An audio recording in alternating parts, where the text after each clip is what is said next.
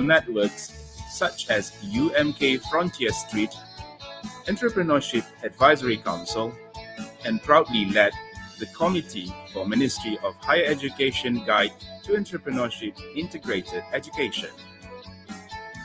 From the academic aspect, UMK offers 29 undergraduate programs and 16 postgraduate programs in the fields of business and management, tourism and hospitality, science and technology, as well as arts and heritage.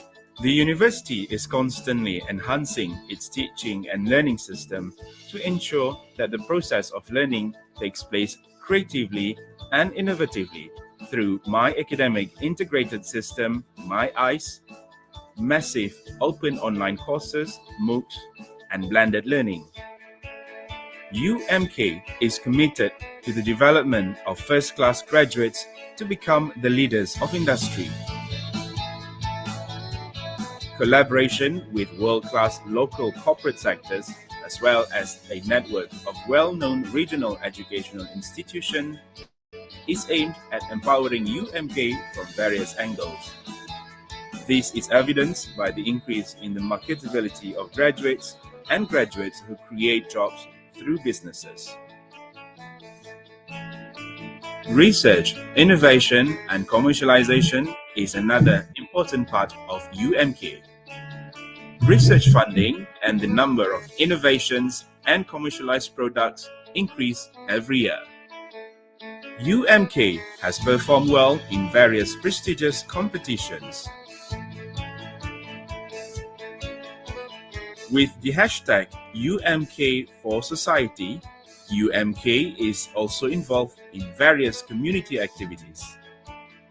Our staff and students consistently demonstrate outstanding skills and abilities. With such a great spirit of teamwork, UMK has never looked back to emerge as a respected educational entity in the region. We at UMK believe that our presence will give a new look to the development of the Valley of Knowledge.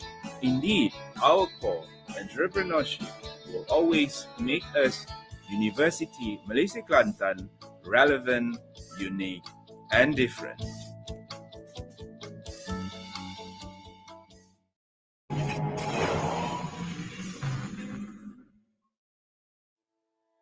University Malaysia Kelantan, UMK, is an entrepreneurial university. We implement the government's aspiration to ensure the younger generations are not only highly educated but also entrepreneurial. UMK is the #1 entrepreneurial university in Malaysia and aspires to be one of the world's best by 2030. This is in line with the National Entrepreneurship Policy, which aims to make Malaysia an entrepreneurial country by 2030.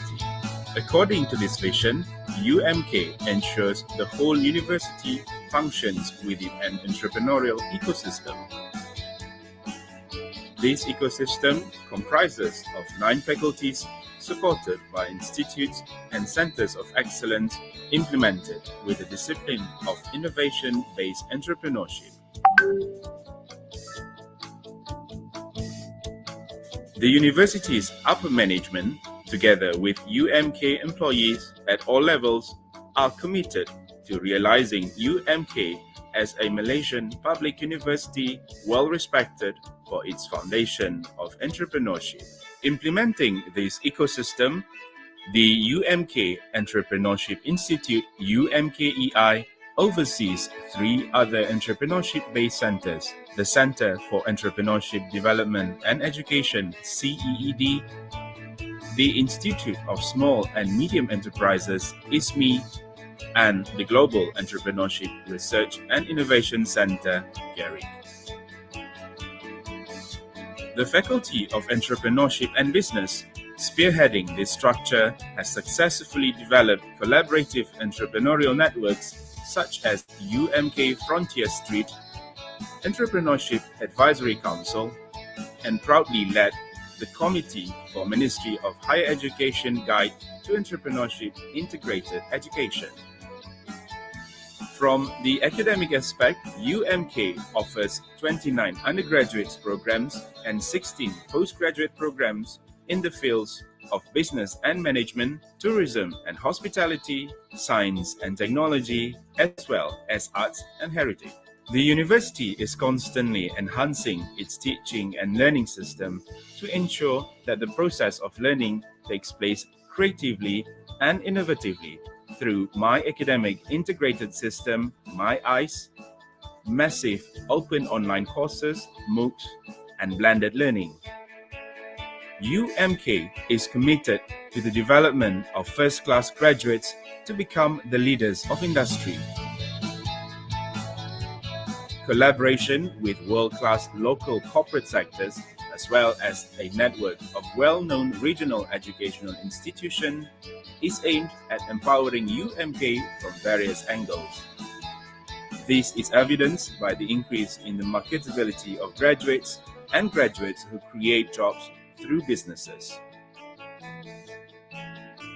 Research, innovation, and commercialization is another important part of UMK. Research funding and the number of innovations and commercialized products increase every year.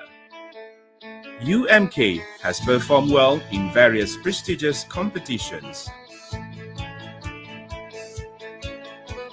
With the hashtag UMK for Society, UMK is also involved in various community activities.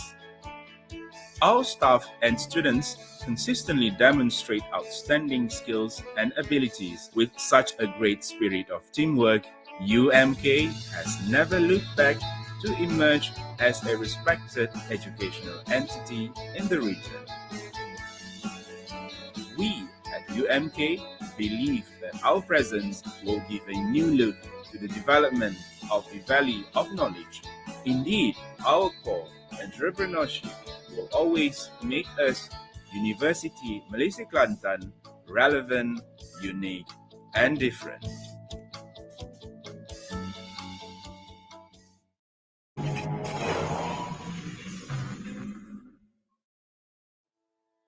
University Malaysia Kelantan, UMK, is an entrepreneurial university. We implement the government's aspiration to ensure the younger generations are not only highly educated but also entrepreneurial. UMK is the #1 entrepreneurial university in Malaysia and aspires to be one of the world's best by 2030. This is in line with the National Entrepreneurship Policy, which aims to make Malaysia an entrepreneurial country by 2030. According to this vision, UMK ensures the whole university functions within an entrepreneurial ecosystem. This ecosystem comprises of 9 faculties supported by institutes and centers of excellence implemented with the discipline of innovation-based entrepreneurship. The university's upper management, together with UMK employees at all levels, are committed to realizing UMK as a Malaysian public university well-respected for its foundation of entrepreneurship. Implementing this ecosystem, the UMK Entrepreneurship Institute UMKEI oversees 3 other entrepreneurship-based centers: the Center for Entrepreneurship Development and Education CEED, the Institute of Small and Medium Enterprises ISME, and the Global Entrepreneurship Research and Innovation Center GARIC. The Faculty of Entrepreneurship and Business, spearheading this structure, has successfully developed collaborative entrepreneurial networks such as UMK Frontier Street, Entrepreneurship Advisory Council, and proudly led the Committee for Ministry of Higher Education Guide to Entrepreneurship Integrated Education. From the academic aspect, UMK offers 29 undergraduate programs and 16 postgraduate programs in the fields of business and management, tourism and hospitality, science and technology, as well as arts and heritage. The university is constantly enhancing its teaching and learning system to ensure that the process of learning takes place creatively and innovatively through My Academic Integrated System, My ICE, massive open online courses, MOOCs, and blended learning. UMK is committed to the development of first-class graduates to become the leaders of industry. Collaboration with world-class local corporate sectors, as well as a network of well-known regional educational institutions, is aimed at empowering UMK from various angles. This is evidenced by the increase in the marketability of graduates and graduates who create jobs through businesses. Research, innovation, and commercialization is another important part of UMK. Research funding and the number of innovations and commercialized products increase every year. UMK has performed well in various prestigious competitions. With the hashtag UMK for Society, UMK is also involved in various community activities. Our staff and students consistently demonstrate outstanding skills and abilities. With such a great spirit of teamwork, UMK has never looked back to emerge as a respected educational entity in the region. We at UMK believe that our presence will give a new look to the development of the Valley of Knowledge. Indeed, our core, entrepreneurship, will always make us, University Malaysia Kelantan, relevant, unique, and different.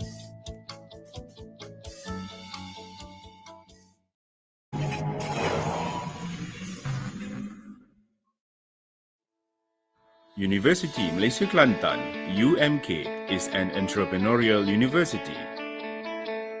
We implement the government's aspiration to ensure the younger generations are not only highly educated but also entrepreneurial. UMK is the #1 entrepreneurial university in Malaysia and aspires to be one of the world's best by 2030. This is in line with the National Entrepreneurship Policy, which aims to make Malaysia an entrepreneurial country by 2030. According to this vision, UMK ensures the whole university functions within an entrepreneurial ecosystem. This ecosystem comprises of 9 faculties supported by institutes and centers of excellence implemented with the discipline of innovation-based entrepreneurship. The university's upper management, together with UMK employees at all levels, are committed to realizing UMK as a Malaysian public university well respected for its foundation of entrepreneurship. Implementing this ecosystem, the UMK Entrepreneurship Institute UMKEI oversees 3 other entrepreneurship-based centers: the Center for Entrepreneurship Development and Education CEED, the Institute of Small and Medium Enterprises ISME, and the Global Entrepreneurship Research and Innovation Center GERIC. The Faculty of Entrepreneurship and Business, spearheading this structure, has successfully developed collaborative entrepreneurial networks such as UMK Frontier Street, Entrepreneurship Advisory Council, and proudly led the Committee for Ministry of Higher Education Guide to Entrepreneurship Integrated Education. From the academic aspect, UMK offers 29 undergraduate programs and 16 postgraduate programs in the fields of business and management, tourism and hospitality, science and technology, as well as arts and heritage. The university is constantly enhancing its teaching and learning system to ensure that the process of learning takes place creatively and innovatively through My Academic Integrated System, My ICE, massive open online courses, MOOCs,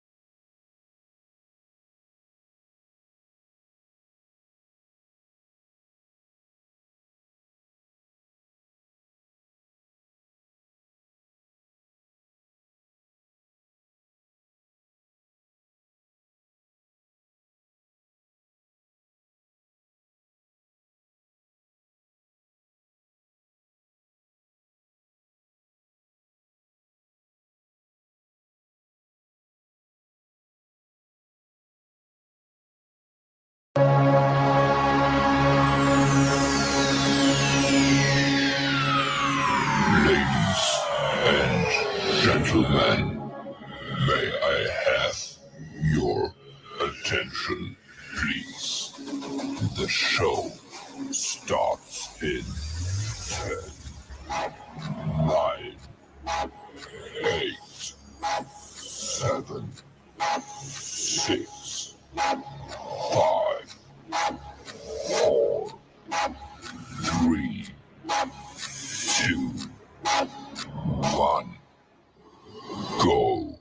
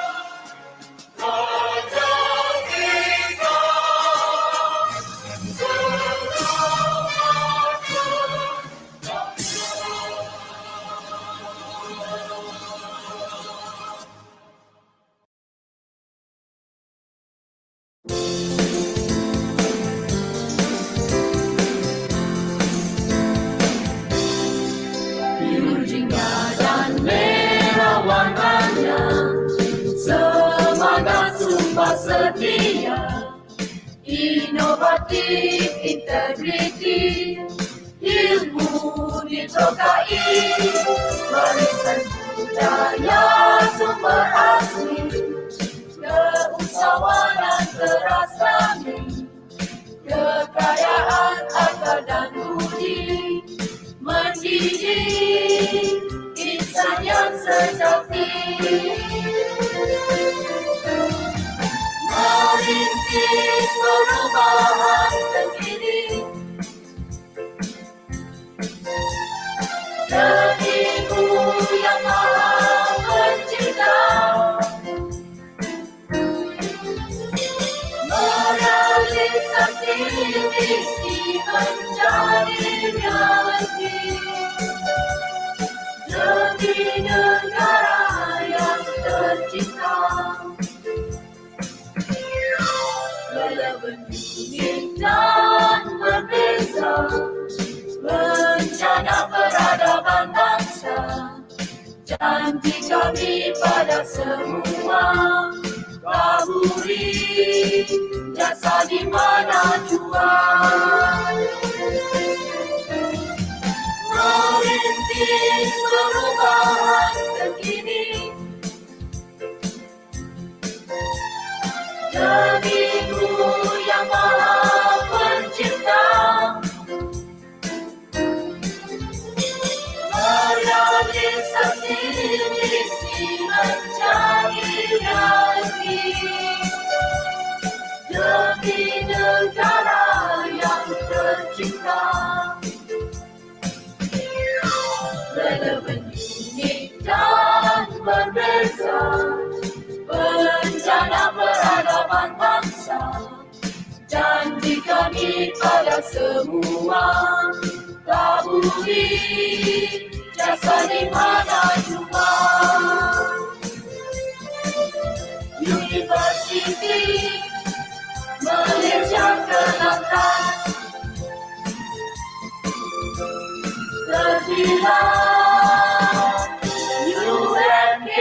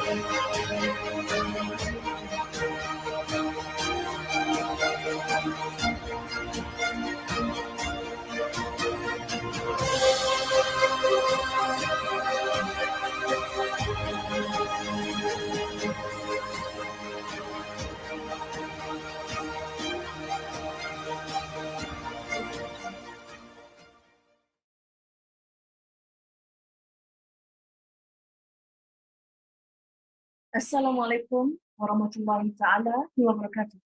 Salam sejahtera and a very good morning to everyone.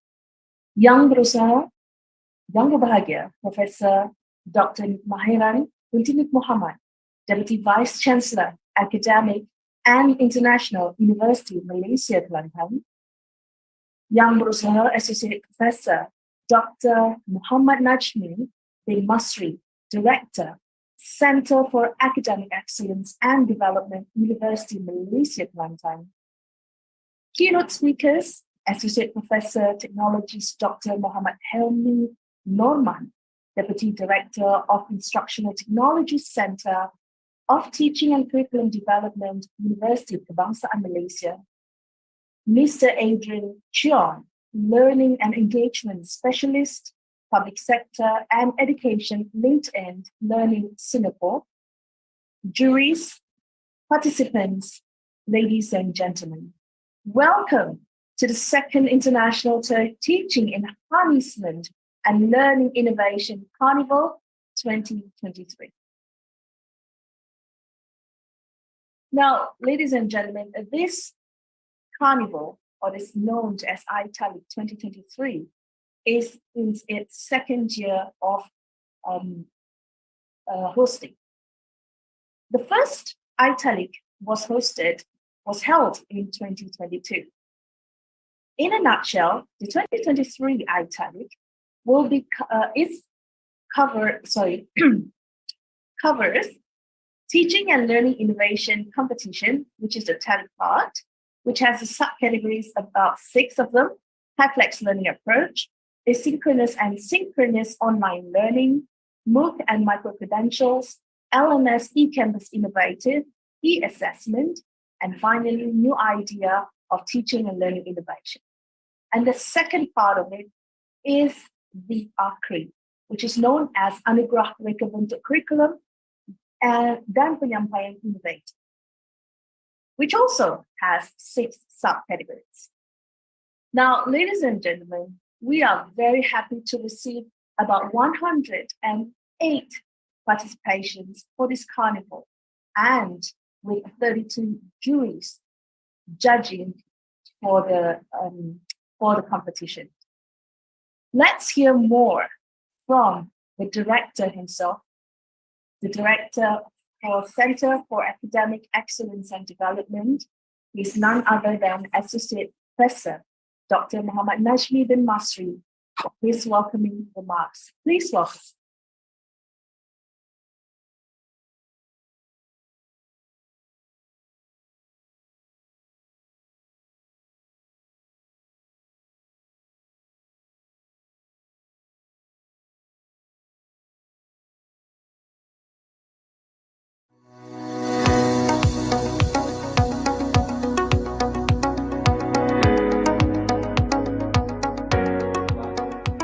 Assalamualaikum and good day everyone, distinguished guests, preservation educator, dedicated researcher and participant.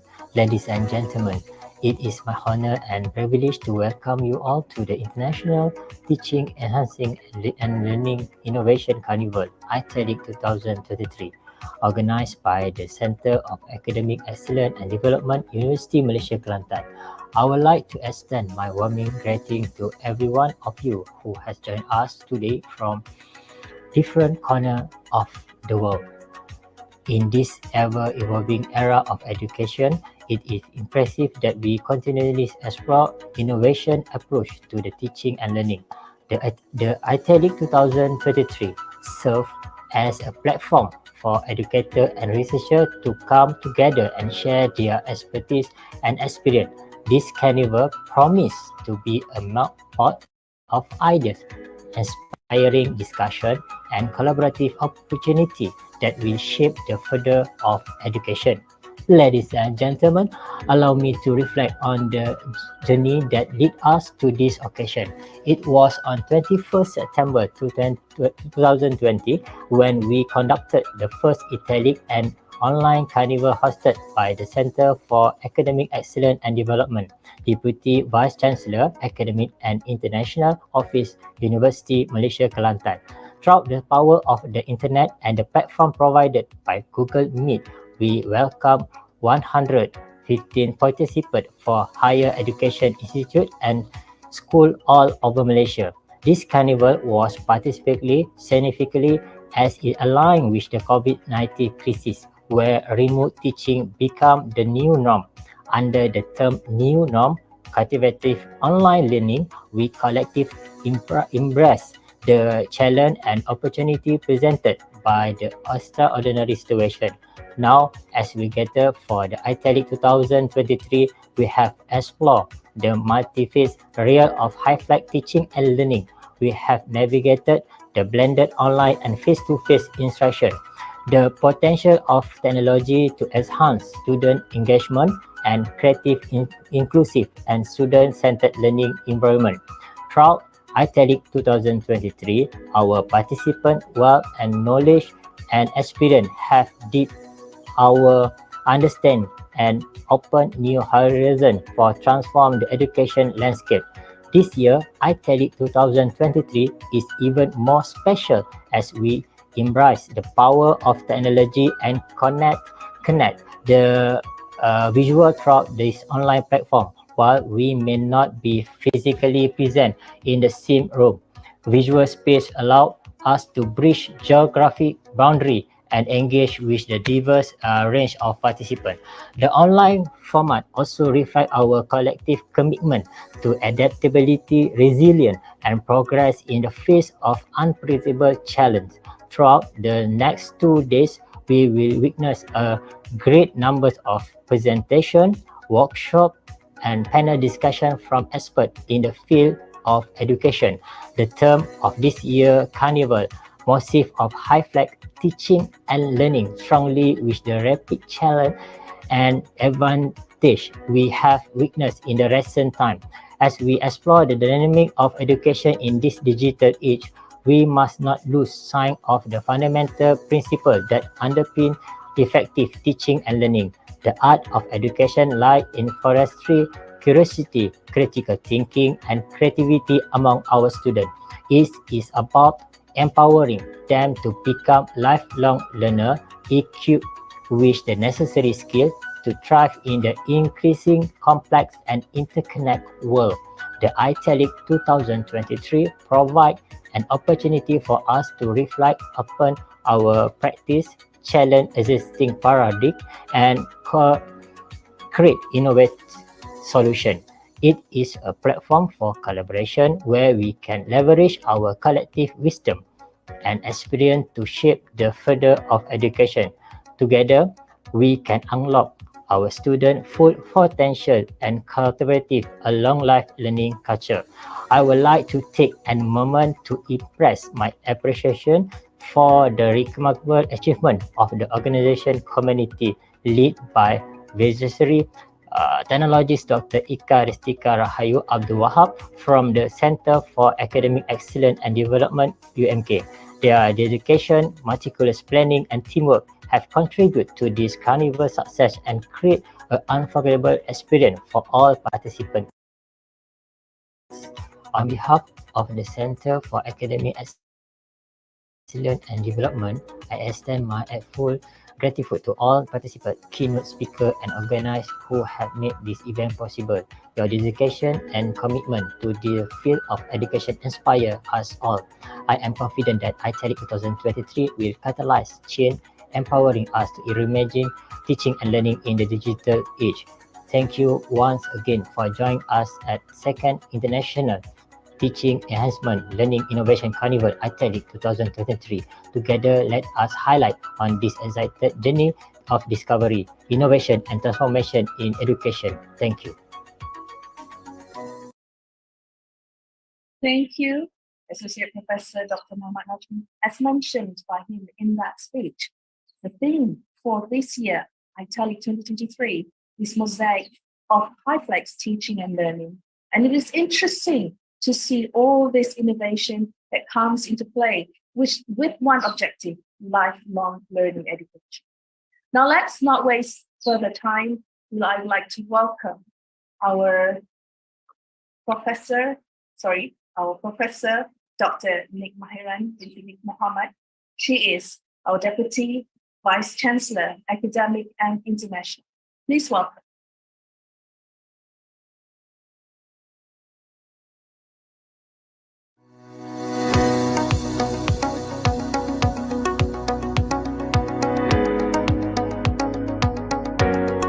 Bismillahirrahmanirrahim. Assalamualaikum warahmatullahi wabarakatuh, and very good morning to distinguished guests, esteemed speakers, passionate educators, dedicated researchers, respected participants, and ladies and gentlemen. Good morning and warm welcome to the closing session of International Teaching Enhancement and Learning Innovation Carnival iTeLIC 2023. First and foremost, I would like to express my deepest appreciation to all the participants who have contributed their time, knowledge and expertise to make this conference a resounding success. Each and every one of you has played a pivotal role in shaping the discourse and pushing the boundaries of education. I am truly inspired by the remarkable contributions and experiences that have emerged from this gathering. We had passionate educators who shared innovative teaching methods that sparked creativity and engagement in their classrooms. We witnessed dedicated researchers presenting groundbreaking studies that have the potential to transform how we approach the future of education. And let's not forget the insightful perspectives and thought-provoking discussion initiated by our esteemed speakers and panelists. Together, we have created a vibrant sharing of knowledge and innovation. And it is through your dedication, enthusiasm, and commitment to education that we can build a brighter future for our students and society as a whole. Thank you for being an integral part of this transformative journey. Ladies and gentlemen, the first iTeLIC was conducted in 21st September 2020 through an online platform, Google Meet, organized by Center of Academic Excellence and Development, PKPA, from Deputy Vice Chancellor's Academic and International Office, University Malaysia Kelantan. In 2020, we had 114 entries from higher educational institutions and schools all over Malaysia. During that time, the Carnival fits with the current situation that encourages remote teaching due to the COVID-19 crisis with the theme of New Norm, Cultivating Online Learning. This year, through iTeLIC 2023, we have explored the mosaic of high-flex teaching and learning, addressing the key aspects in each category. We have delved into the intricacies of blending online and face-to-face instruction, leveraging technology to enhance student engagement, and fostering inclusive and student-centered learning environments. The collective knowledge and experiences shared during iTeLIC 2023 have deepened our understanding and opened new horizons for transforming the educational landscape. By addressing the key aspect in each category, we have deepened our understanding and explored strategies that can transform the educational landscape. It is through conferences like iTeLIC 2023 that we challenge the status quo, push the boundaries of traditional education, and strive for excellence. This gathering of passionate educators, dedicated researchers, and enthusiastic practitioners has created a vibrant tapestry of expertise and experiences, fostering a global network of collaboration and inspiration. And this is a platform where boundaries blur and ideas flow freely, where collaborations take center stage, and where we have the opportunity to redefine the future of education. Nelson Mandela once said, "Education is the most powerful weapon which you can use to change the world." The importance of this conference cannot be overstated. As educators, it is our responsibility to equip our students with the necessary skills and knowledge to thrive in a rapidly changing environment. The ideas shared, the research presented, and the connections made will undoubtedly have a ripple effect, shaping the educational landscape for years to come. We are in the new era in education, where environment, innovation, and collaboration are paramount. As we embark on this incredible journey, let us remember that our collective efforts will have a profound impact on the lives of countless students. We have the power to transform education, to ignite passion and curiosity in young minds, and to create a brighter future for generations to come. Now, it is time for us to take action. Let us reflect on the knowledge shared, the ideas sparked, and the strategies explored. How can we translate these valuable insights into our teaching practices? How can we integrate innovation approaches and embrace the mosaic of high-flex teaching and learning in our classrooms and institutions? Each one of us has the ability to make a difference. Whether you are an educator, a researcher, or a passionate advocate for education, your contribution matters. By implementing even small changes, we can create profound impacts on learning experiences of our students and the future of education. Before we bring this conference to a close, I want to express my deepest gratitude to the organizing committee from the Center of Academic Excellence and Development at University Malaysia Kelantan. Their unwavering dedication, meticulous planning, and exceptional teamwork have made this carnival an unforgettable experience. The organizing committee's commitment to excellence was evident in every aspect of iTeLIC 2023, from curating an enriching program filled with insightful sessions to ensuring a seamless virtual experience for participants worldwide. One notable achievement of the organizing committee was the emphasis on inclusivity and diversity. They worked tirelessly to ensure that speakers and presenters represented a wide range of perspectives, disciplines, and educational institutions. In closing, I want to once again express my heartfelt gratitude to each and every one of you for being a part of iTeLIC 2023, for your presence, your insights, and your unwavering commitment to excellence in education. It has been an honor to be a part of this incredible journey. Together, we are architects of change, pioneers of innovation, and champions of inclusive education. As we bid farewell, I leave you with a quote from Mahatma Gandhi. Be the change you wish to see in the world. Let us be the change in education, inspiring future generations, nurturing creativity.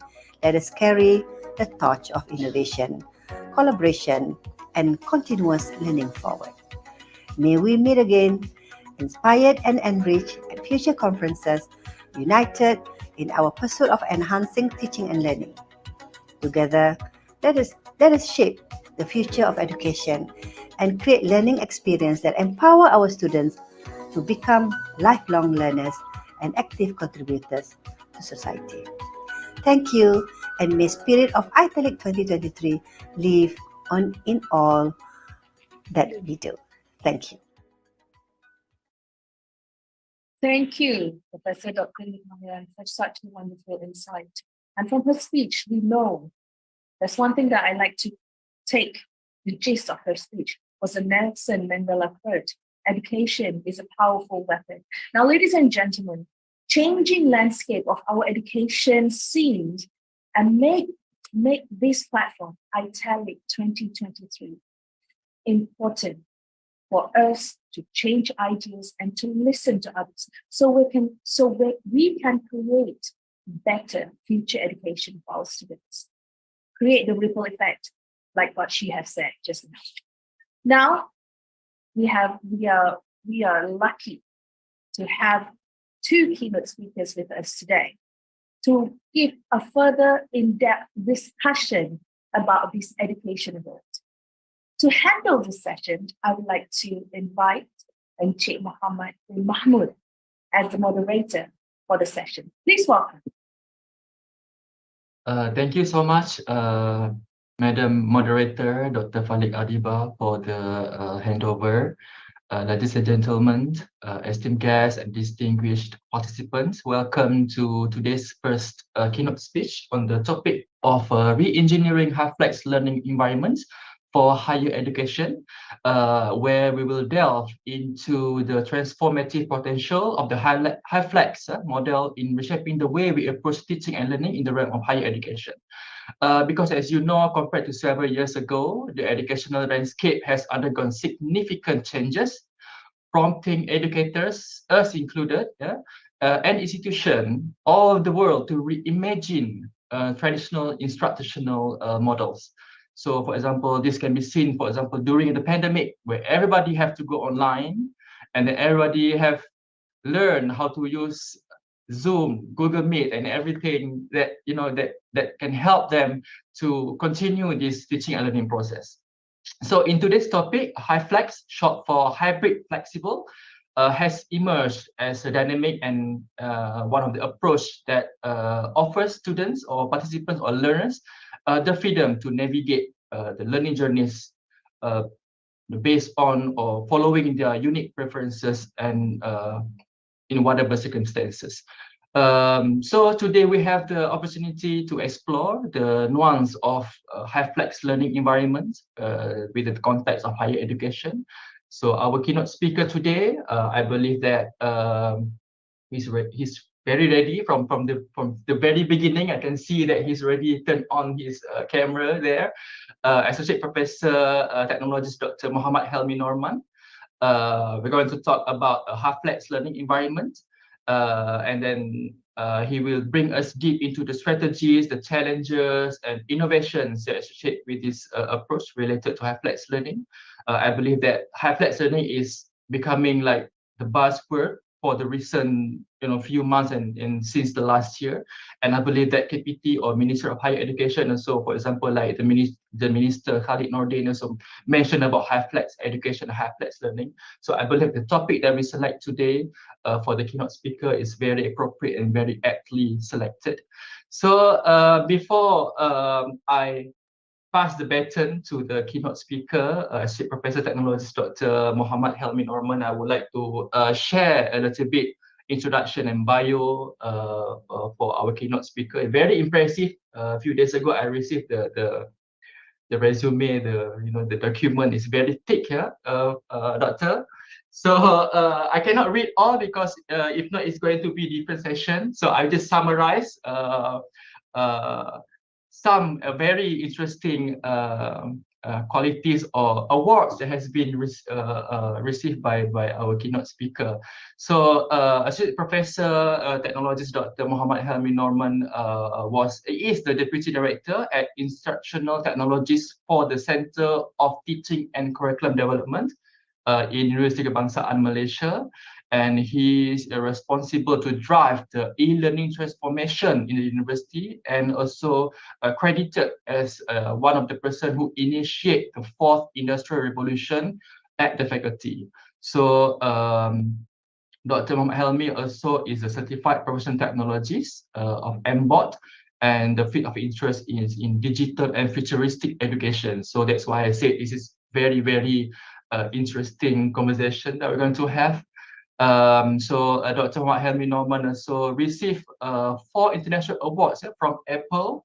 For example, Apple Distinguished Educator Award, Apple Teacher Awards in 2019, Apple Professional Learning Specialist, and Apple Professional Learning Provider Awards in 2018 for his involvement in educational transformation at not only at a higher education level, but also at primary and secondary level. So Dr. Muhammad Helmi also awarded a postdoctorate award by the European Union Erasmus Mundus to conduct research on digital health at the Bournemouth University Human Computer Interaction Group in the United Kingdom. Dr. Muhammad Helmi also have been recently awarded the Anugerah Bitara UKM 2020 for the category of Anugerah Bintara Pengajaran for the Applied Literature and Social Science category awarded by UPM in its contribution to the towards e-learning at the lower and higher education levels, especially during COVID-19 pandemic. As I mentioned just now, COVID-19 pandemic is like the turning stone, the cornerstone, the turning point for our education, because where we either we like it or not, we have to evolve and go with the flow. If not, we are going to left behind. So today the title is re-engineering high flex learning environment for higher education. So how are we going to adapt this high flex learning? What is high flex learning education? Okay, and then how we can re-engineer this high flex learning education, especially for the higher education context. So I think without further ado, I would like to hand over the baton, the stage to our distinguished keynote speaker, Associate Professor, Technologist, Dr. Muhammad Helmi Norman. Please welcome, Dr. Thank you very much, Mr. Mahmoud, for your kind words, moderator for today. Thank you. And also Dr. Falik Ariba as the MC for today. Also Deputy Vice Chancellor of UMK, Professor Dr. Nik Mahiran, Timbalan Chancellor Academy Antarabangsa, and also my dear colleague, Associate Professor Dr. Najmi, Director of Center for Academic Excellence and Development, distinguished keynote speaker, Mr. Adrian Chong, and also fellow professors, lecturers, and also students and participants of iTeLIC 2023. Okay, so let me share my slides.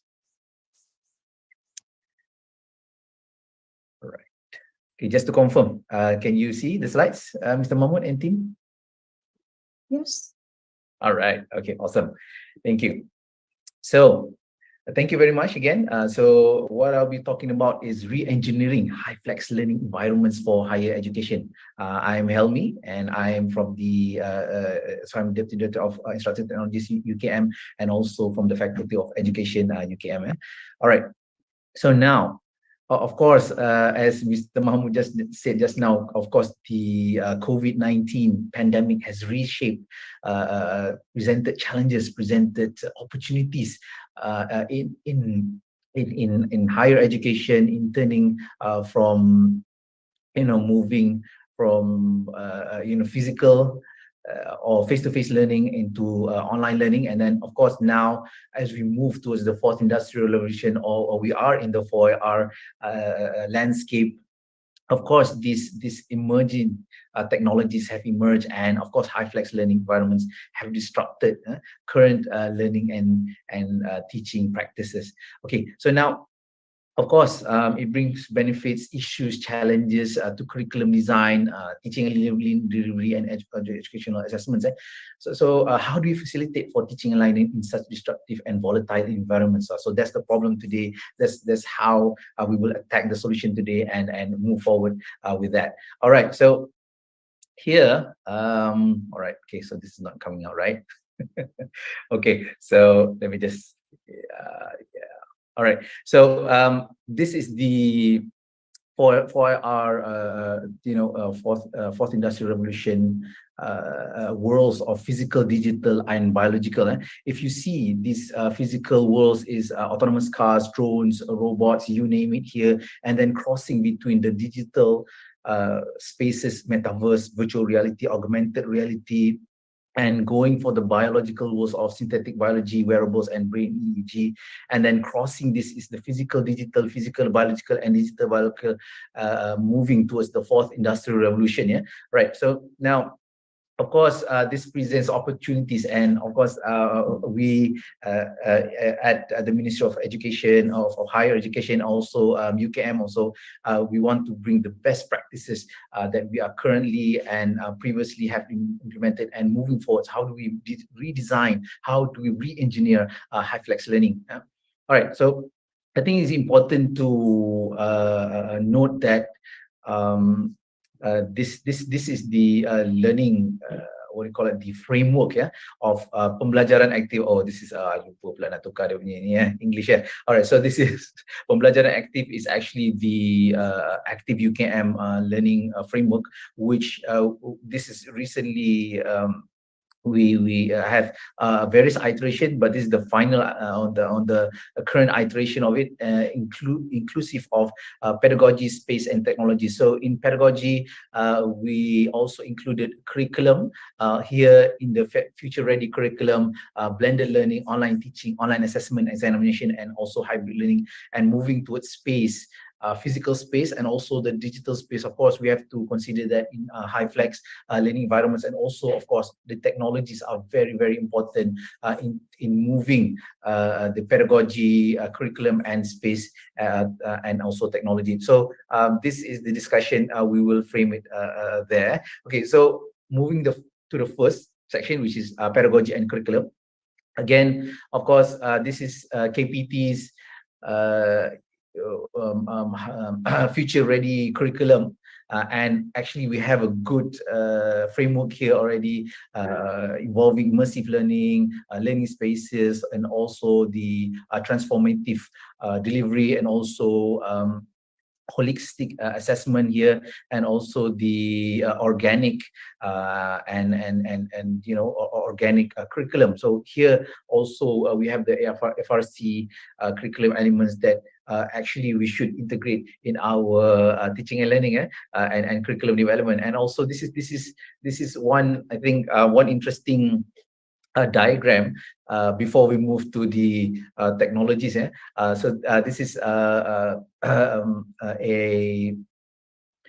model that is we are discussing this in MEPTA, or the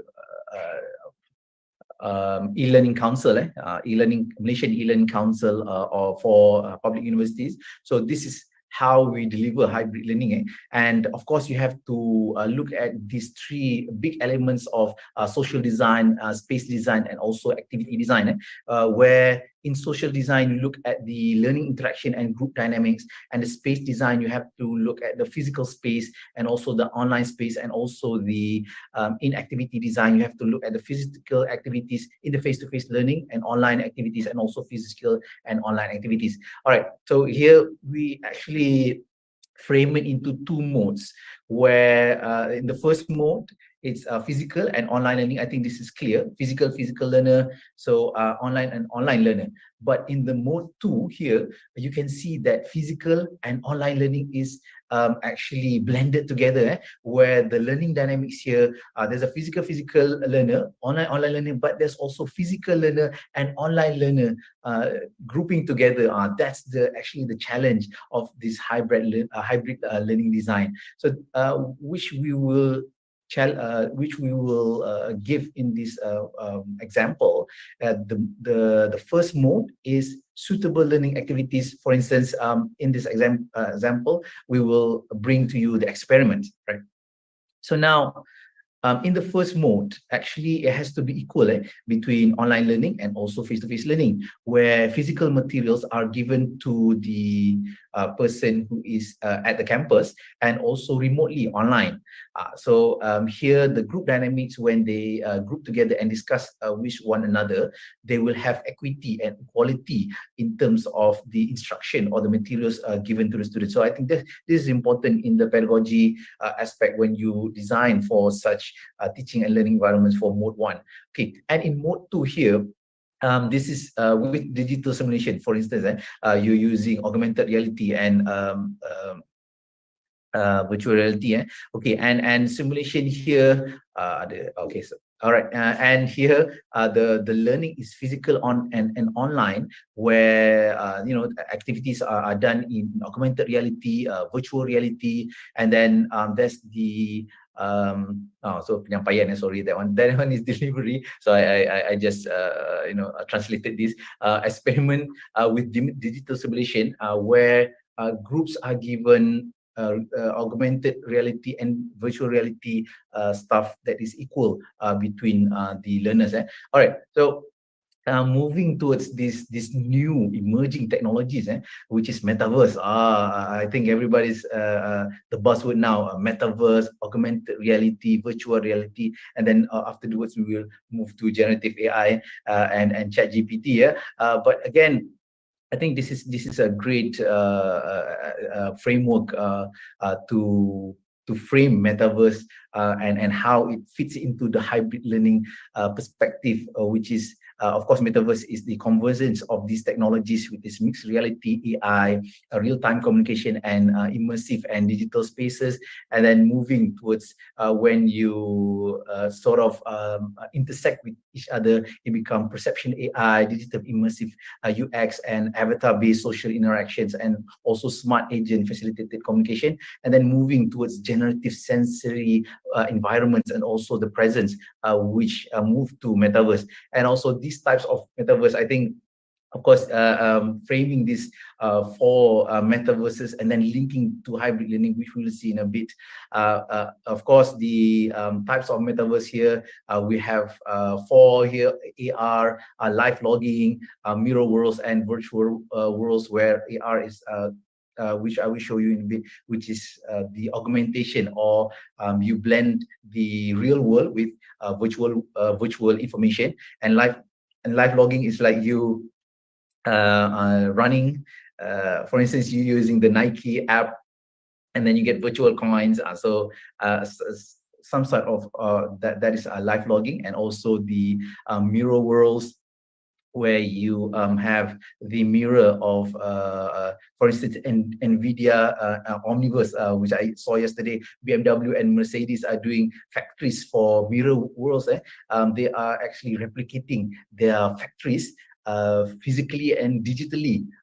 It's very similar, and our universities can be replicated with these technologies. And then also virtual worlds, these games, these virtual worlds, for instance, Fortnite, Roblox, and also these Zepito. So these are the virtual worlds that are here to stay. But how do we use this for education? So here, external augmentation using augmented reality.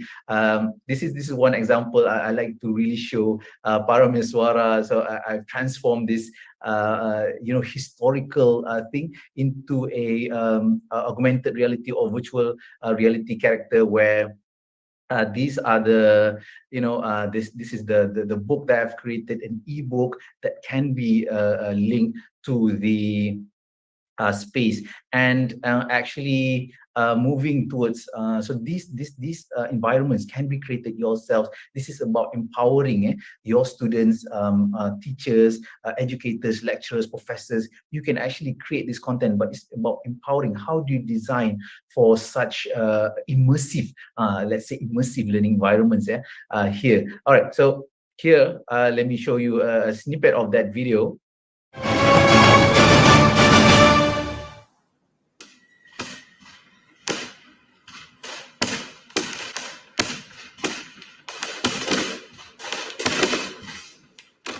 Tumpira, we have to go now. We are being attacked by Rajula Tapa. We have to go now. Ready the ship? Yes, Your Majesty, Parameswara. Our crew is moving the ship now. Where are you going, King Parameswara? I'm going to get you. Attack!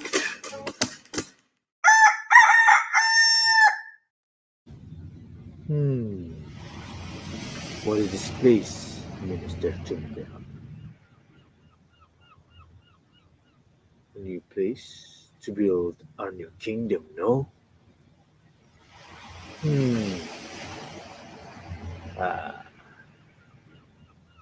What is that? An object, perhaps? Let's go and see it, Tumpira. Let's go. Right. So this is actually a simulation of augmented reality, where, as you can see there, I'm acting. So all the emojis there, I'm acting alone as Parameswara, Raja Parameswara, and also Bendahara Berak and also the nemesis in this particular scene, which is the Rajuna Tapa, and also and you can see there you can actually with this augmented reality slash virtual reality, you can actually compose this from your devices there. This was created only using an iPad. So what I did is created the augmented reality scene, used the green screen at the back, and then used emojis as the characters there, and created their own my own music there on the back to create the suspense, the explosion. So all this again is available, but how do we redesign, how do we re-engineer for such hybrid learning environments and to augment the using the augmented reality technologies available to us. All right, this is one again another example that I will show you with augmented reality is the recent urban or the currently we are implementing this or this challenge, which is the Urban Sustainability Design Challenge in line so in collaboration with UDA, UTM Holdings and UKM Pakarunding. So we'll have a look at this. This is Dr. Norafiza's video. So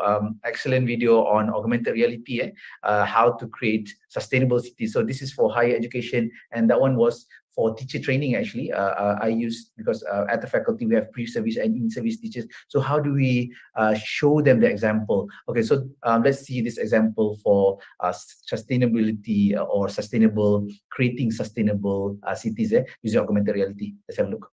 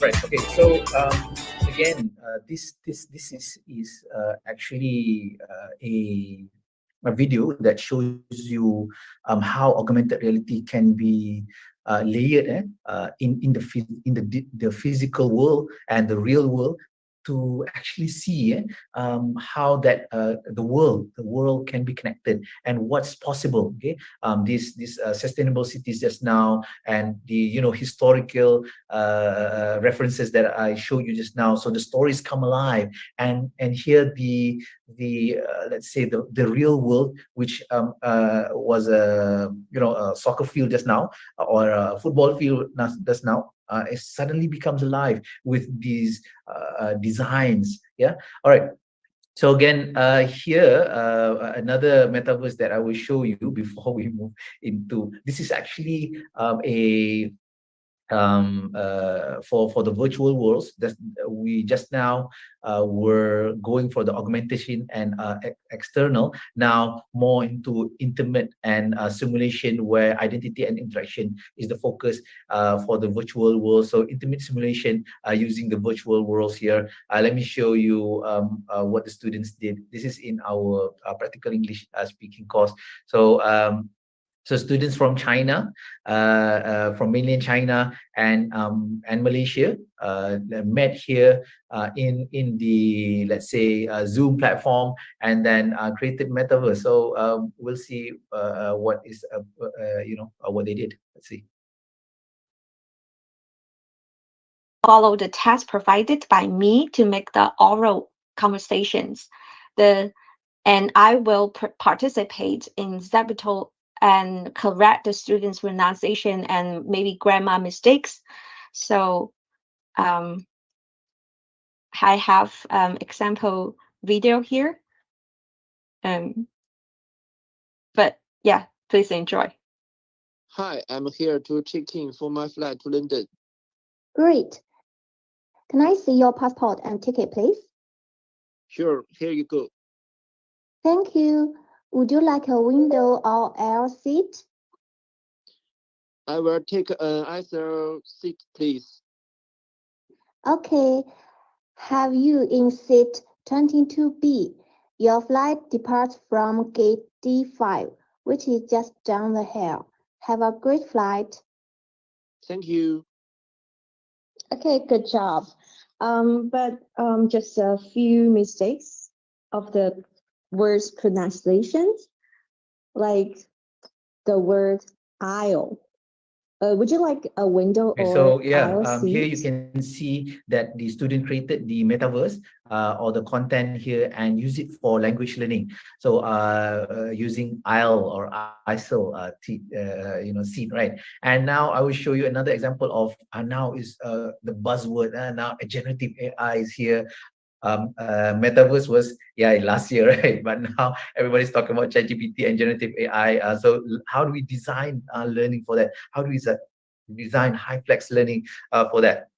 Hey, this is a recent document by UNESCO. I think it was 1 or 2 months ago. Very recent quick start guide, ChatGPT. You can have a look at UNESCO and ChatGPT and AI in higher ed. So how do we use that? The possibility engine, the Socratic opponent, collaboration coach, guide on site, personal tutor, and then going to this co-designer and moving towards motivator, study buddy, and also exploratorium and dynamic assessor. So here, of course, this is some of the generative AI that you can have a look at. But again, so I want to show you an example of how the students design using the generative AI, and in this case, it's not ChatGPT, but they use u.com and linked it with Metaverse. So let's have a look for cabin service. Yeah. Tutorial.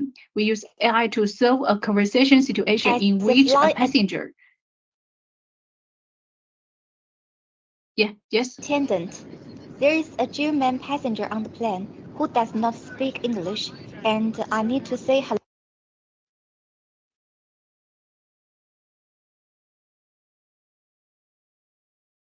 hello to him. What should I say?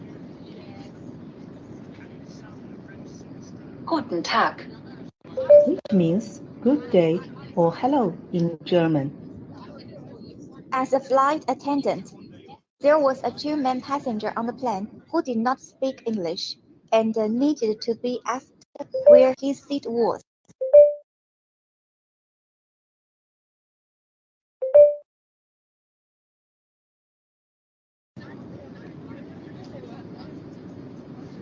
Wo ist Ihr Sitzplatz? So yeah, guten Tag, right? So this is actually some of the examples of how do we use this generative AI. Of course, everybody's talking about challenges, issues, on plagiarism. But of course, there's a dark side to all technologies, and of course, there's a bright side to all technologies. And this is looking at the brighter side of technology and how do you use that to design your high flex learning environments. Here, they use ChatGPT or generative AI. U.com and took the what do you call it, took that text which was generated by AI and placed it in the metaverse here using Zipito, and then and it helps to understand what to say if there was a problem. If you had a German passenger, what do you say to him? So these are the things that can help in terms of moving towards that. Yeah. All right. Okay.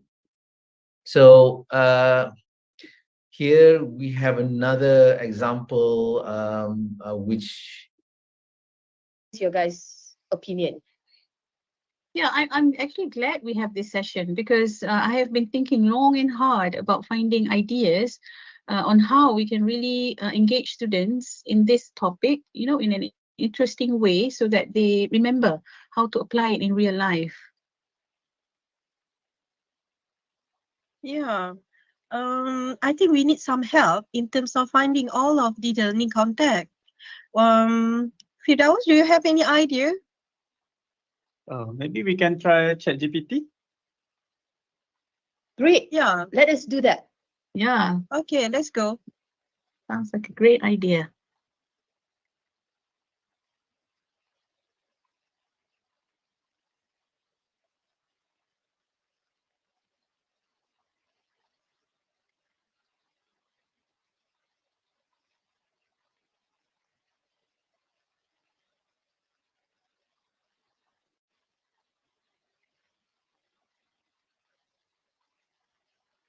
Wow, there's a lot of information given by the ChatGPT.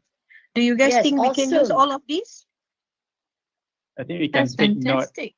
Yeah, that's fantastic.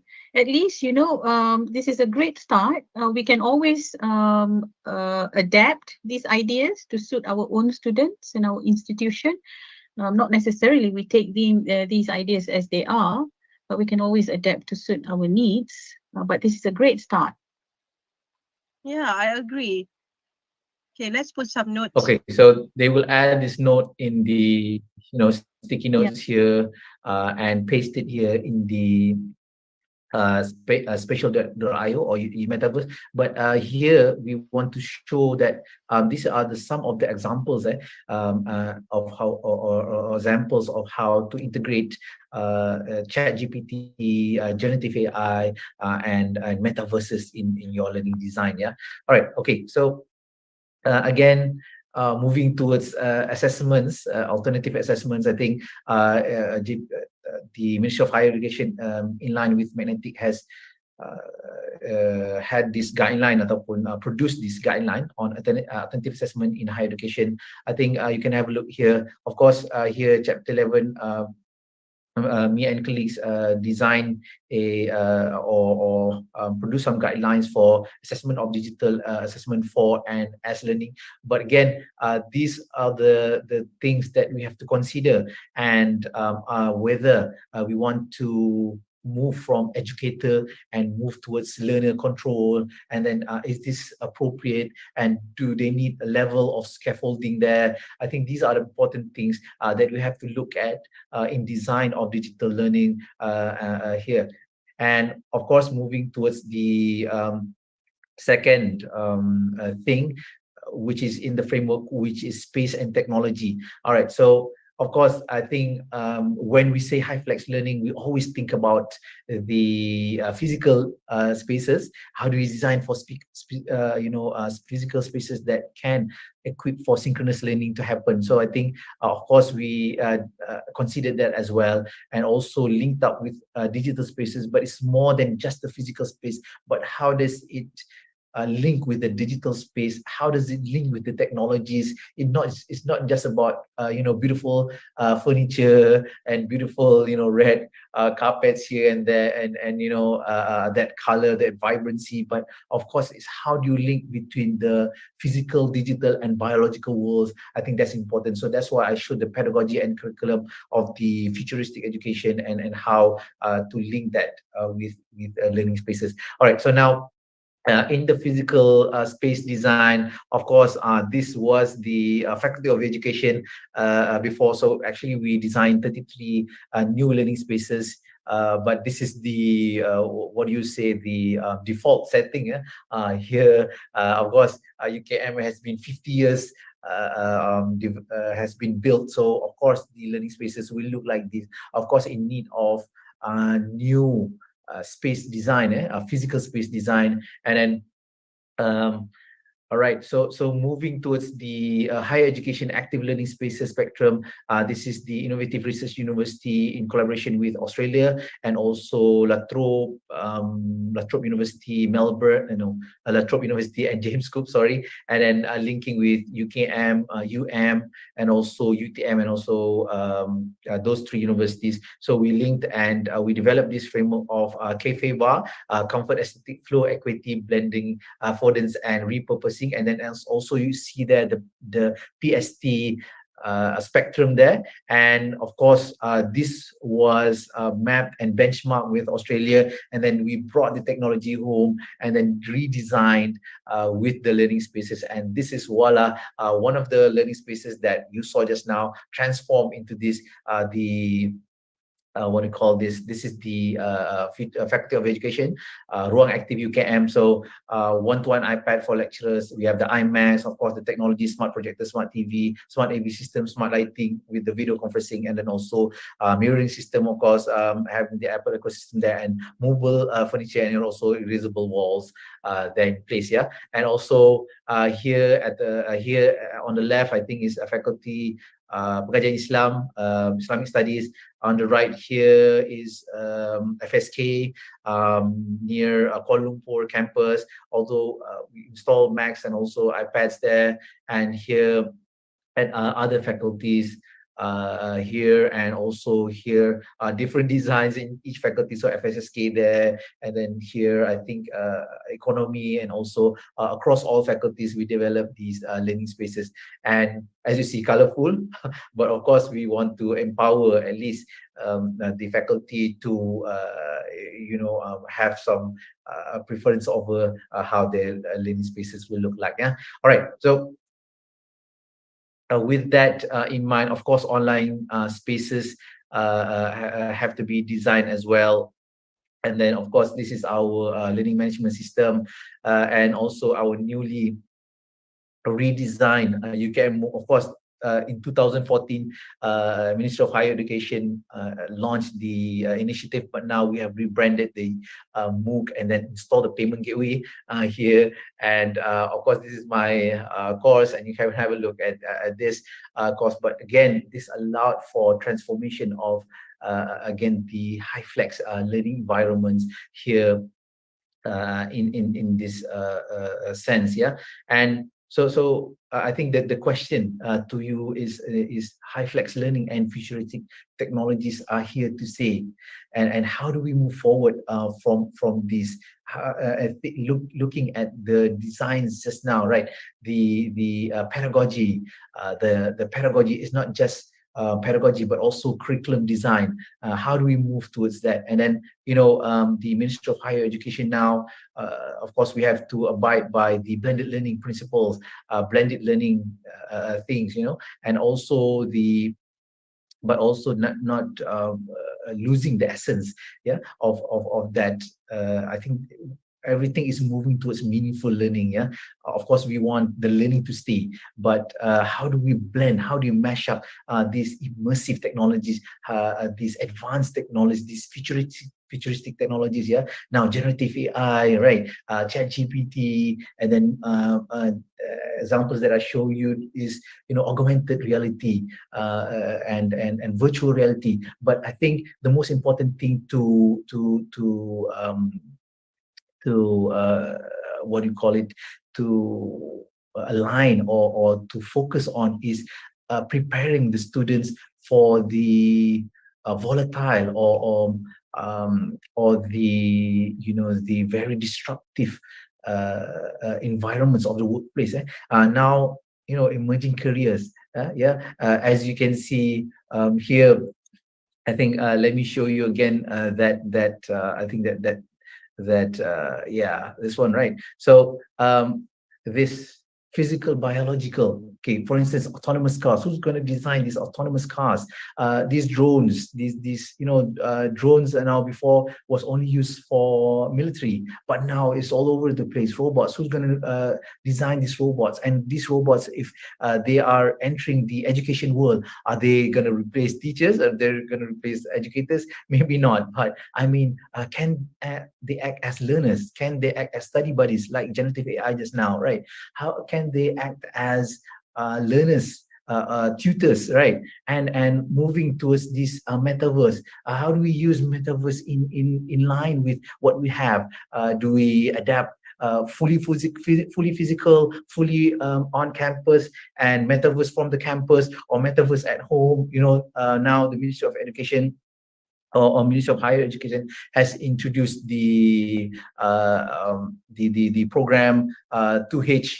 2U, right? So how do we do that? How do we design for the metaverses to work in these hybrid programs, right? Hybrid programs. How do we ensure that learning is continuous, right? We did this in the pandemic, but now suddenly when we're post-pandemic, we forgot about everything online. So I think it's time to, it has given us an opportunity to rethink again, how do we position these technologies, virtual reality, augmented reality, these metaverses, generative AI, and how do we position this? And then, of course, not forgetting about the biological aspects. Yeah, we have the wearables here, Apple Watches here, and also the brain EEG, all these sensors here, physiological measurements. So, but how do we position that to ensure that learning is not lost, is still meaningful, but meaningful in the context for emerging careers, emerging careers. So I think that's very important. To have a look at, who's going to design for these metaverses, who's going to design for this virtual reality, who's going to design for this augmented reality developers, who's going to analyze the cryptocurrencies. So I think those are the things that I think we have to look at in redesigning our HyFlex learning environments. Of course, looking into all the things that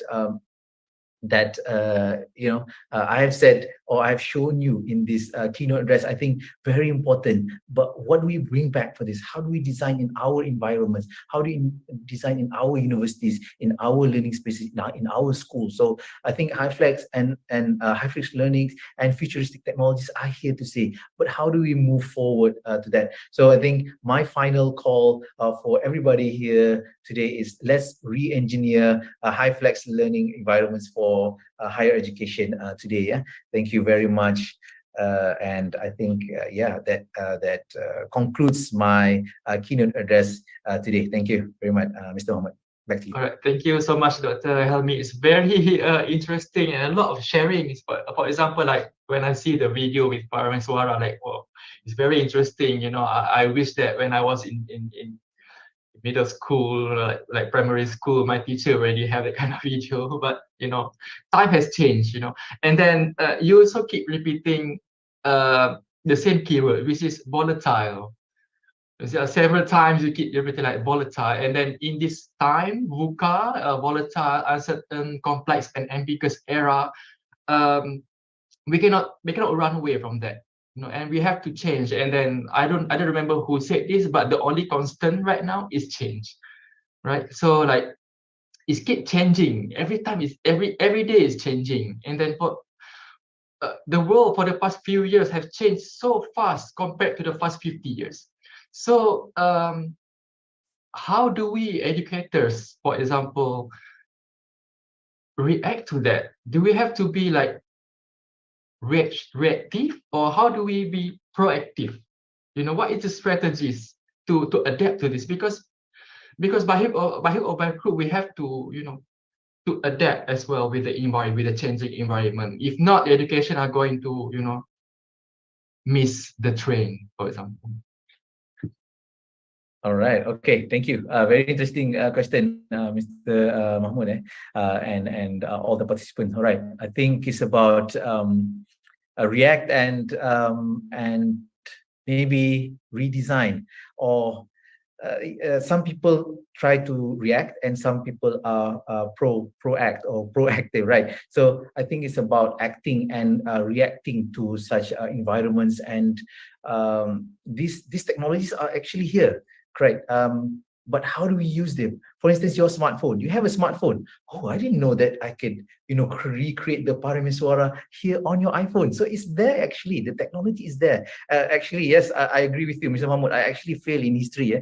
For Form 4, Form 5, I failed on my for F, F, F, F. So luckily, I got an A in my SPM. So, but I think it's not that's not the design that we want for our children. That's not the design that we want for the students. They are actually very, let's say, generation Z. They are generation Z. They are generation Alpha, Beta. Technology is embedded in them. They know how to use technology. You don't actually have to teach them how to use it, but teach them how to use it for learning. That's what they don't know, because we just consume content, but we don't create content. So there's moving from that content, consuming to content creation. I think that's very important. We embed in our students. Okay, now how do we teach history differently? Show the Parameswara video. Oh, that's awesome. And have that there as well, and sort of redesign for such environments. Maybe I would like to share one more slide that I forgot to share. I think it's about my website. So if you want the what do you call it, the materials just now, Parameswara and the books there, you can actually go to helminorman.com and have a look there, and it's here. I'll just quickly show, since we are here. Helmi Norman, okay. I'll just show you where you can get all the materials. Actually, go to community outreach and you go to digital products here, and actually all the books. This is in English, but actually there are a lot of books in Malay that I created here. You can download them for free and then use them in your teaching and learning classes. And also there's YouTube videos also there on how to create. But I think it's about, again, I think the answer or the summary of what I want to share with you, Mr. Mahmood, is let's be content creators. Let's do that for lecturers, for professors, and also for students. Let's cultivate that among them. Yeah. All right, thank you, Dr. Helmi. We have one question from Mr. or Mrs. I'm not sure, Ahadiar. So maybe Mr. or Mrs. Ahadiar can unmute your microphone and then can start asking question. Yeah, Assalamualaikum, Dr. Helmi, and also the moderator. Waalaikumsalam. Okay, I really the very good topic and impressive topic, especially for the HyFlex learning approach. Okay, so I would like to get some opinion or as any suggestion, okay, from Dr. Helmi. Okay, is the infrastructure that available in our campus, in our surrounding environment and so on, is a crucial aspect in order to facilitate the HyFlex learning and also the immersive learning. Okay, thank you, Doctor. Very, very, very, very good question, Dr. Hadia. Sorry, yeah. I think, yeah, of course, a very crucial question, of course, is of course cost, and also I think the infrastructure available to us. But again, there's I think a spectrum of ideal and also what do you call it, maybe sustainable or low cost, like HyFlex learning environments. So of course HyFlex learning environments require, if you want the ideal one, the futuristic ones, of course the cost is going higher as we move along. But of course you can still create actually those learning environments with your laptop, with your Mac, with your iPad there, as I said just now. And actually, the videos that the video that was shown by Dr. Hafiza just now, so I showed that video, right? That was actually created only using an iPad. So you have one device, you can actually recreate that. And I think, of course, the high flex learning environment, if you want the video cameras, the really high spec one, of course it costs more. But again, you can create it doesn't mean that if you don't have the facilities, you still cannot create high flex learning. So I think it's about the learning design and how you design for the remote learning, how do you design for the on-campus or face-to-face learning, and merge that into a meaningful high flex or hybrid learning environment. I think is very important there. Yeah. Yeah, actually, what Dr. Ahadia asked just now was is supposed to. I would like to ask the same question as well. It's about barriers or challenge. You know, whenever we talk about this, and the first thing that came into most of the audience, I believe, is that wow, this sounds like a lot of work. And then maybe the management parts. You know, like maybe we have PKPA here. So thinking like, okay, the lecturer is going to start asking for money, you know, to develop this this hybrid room, you know, to buy this stuff and everything. So I'm excited to know that you can start with just one device. So it does not necessarily to use like very fancy idealistic room, you know, with every bells and whistles to start using HyFlex. So on one device like iPhone or tablets or computers already can start using HyFlex. The thing is that you only need to know how to use the tools that is readily available. So yeah, we 1 minute past the time, but maybe we can take two more questions. One is from the Dr. Falik Adiba. So for augmented reality means that the students or the educators are going to be the content creator. Yeah, thank you, Dr. Falik Adiba. Yeah, I think of course we want both. Yeah, I think it's not actually not that hard to create augmented reality material. You can actually take the materials, 3D models available, the free ones from sketchfab.com. You can take it and plug it in augmented reality. Maybe I should have shown you, but it's actually easy, and students can also create more and model more, and they can consume or they can use the models available. But I think maybe using the spaces available like Zepito just now and co-spaces. But of course, I think Dr. Falik, we want both the educators and also the students, but we empower the students to our learning design, right? Yeah, I think maybe that answers the question. So it's like co-creating. The students are creating content, so the educators are creating content, so we combine together. So it's win-win situation where the students can learn how to create content, the educators also learn how to create content. Yeah, that's a win-win situation. That is interesting. And then last question from Dr. Ika Rastika Rahayu. From your experience, how far the students are ready to accept these technologies in their learning process in terms of knowledge, skills, and especially financial limitation, if any? Yeah, definitely. I think let's answer the financial limitation first. I think, of course, KPT has a lot of initiatives, and also universities have a lot of initiatives in moving the B40 or the low income students for embracement of technologies. So if we put the right technology for the students, they can create wonders.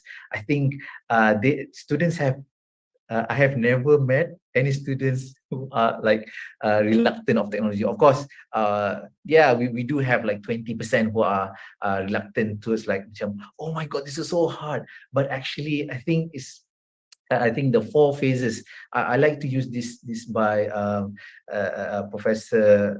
I forgot the professor, but is forming. So the 4 steps of forming.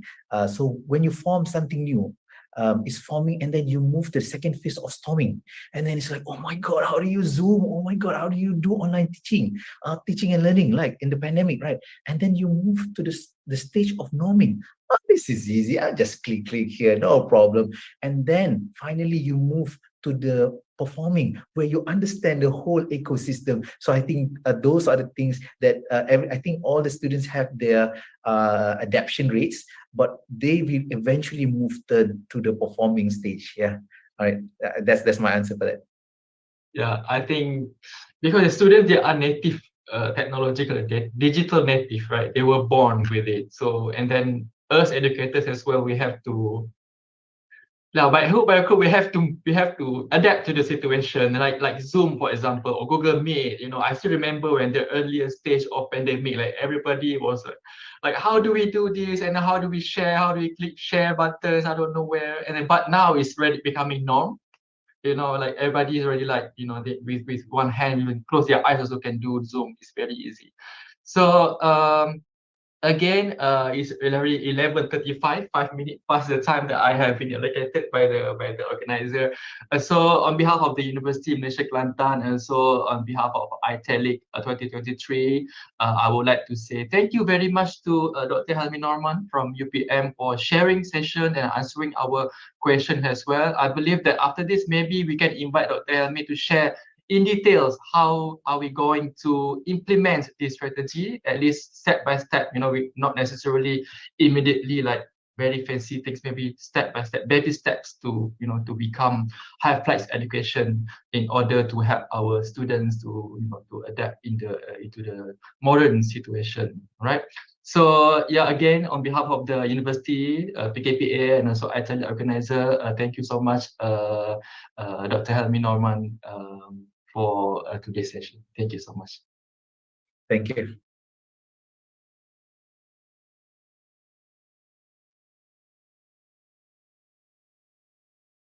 All right, so that was it from our first keynote speaker.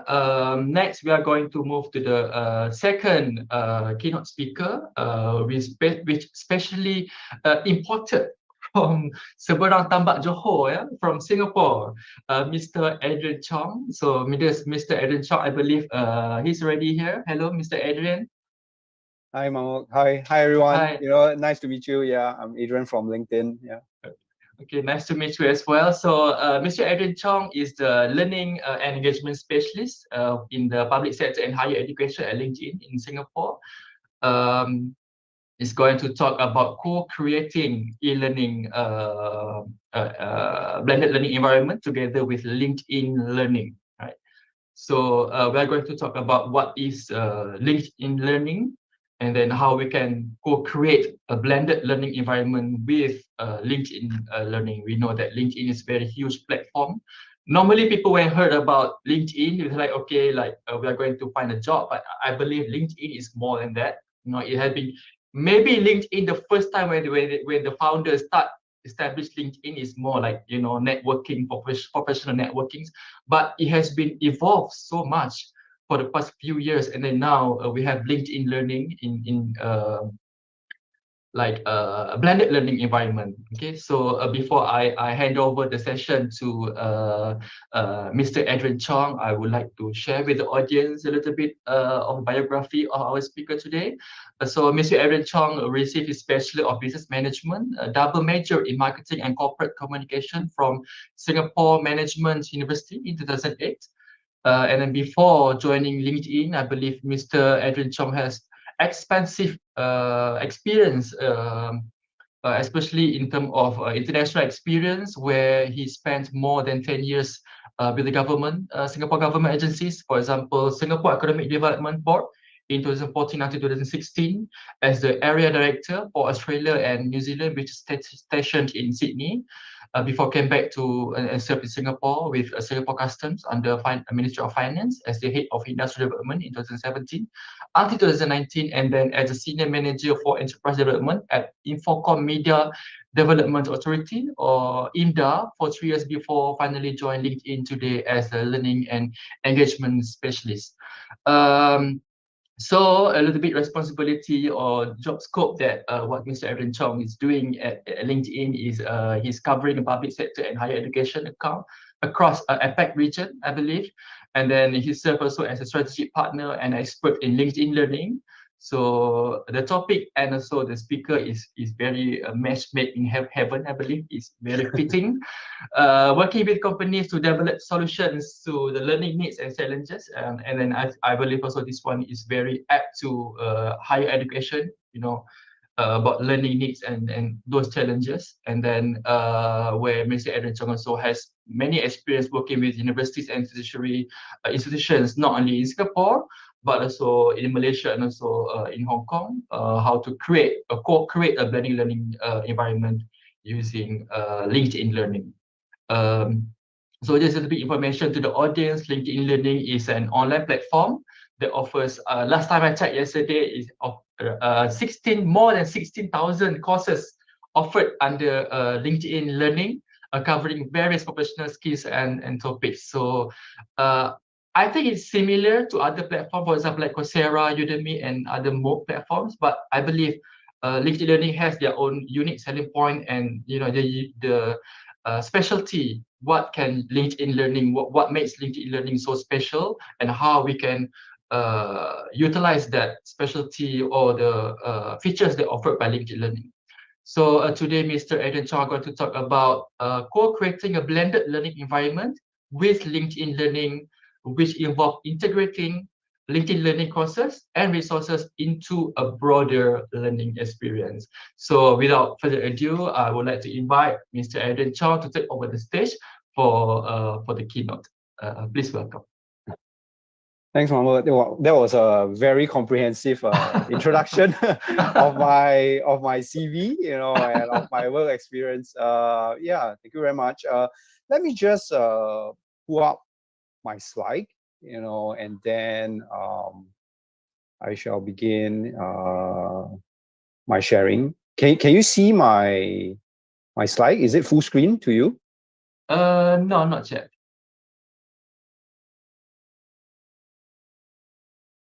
Oh, it's not full screen yet? It's not full screen, yes. Okay, one second. Sorry.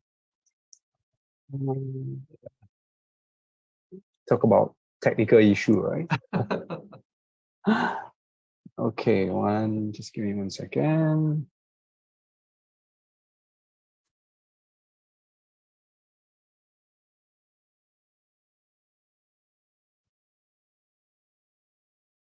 Is this full screen now? Yes. Okay, cool. Yeah, so thank you very much. It's really happy to be here, to see so many people in the room today, with UMK. Again, my name is Adrian, so I'm the LinkedIn Learning Product Specialist. Like what Mr. Mahmoud said, that I covered the public sector and higher education sector in Asia. But before I go into my presentation proper, I'd like to thank, Dr. Aika, and of course the Center for Academic Excellence and Development, CAED, for the invitation to speak at iTeLIC 2023. It's really a pleasure to be here. I'm not based in Kelantan, I'm based in Singapore, and also hopefully I get a chance to go to Kelantan, to meet all of you. So at LinkedIn, we work with many universities, in Singapore, Malaysia, Hong Kong, actually to incorporate LinkedIn Learning into their curriculum, and into their various teaching methods, approaches, So for today's topic, I thought long and hard about it, and I wanted to share, how we actually work with other universities, to co-create, a blended learning, or what you call a high flux learning environment. Okay. So a little bit about the content that I will cover, very quickly, I'll introduce LinkedIn, I will cover a little bit about our student membership activities in Malaysia on LinkedIn and why is this important later, okay?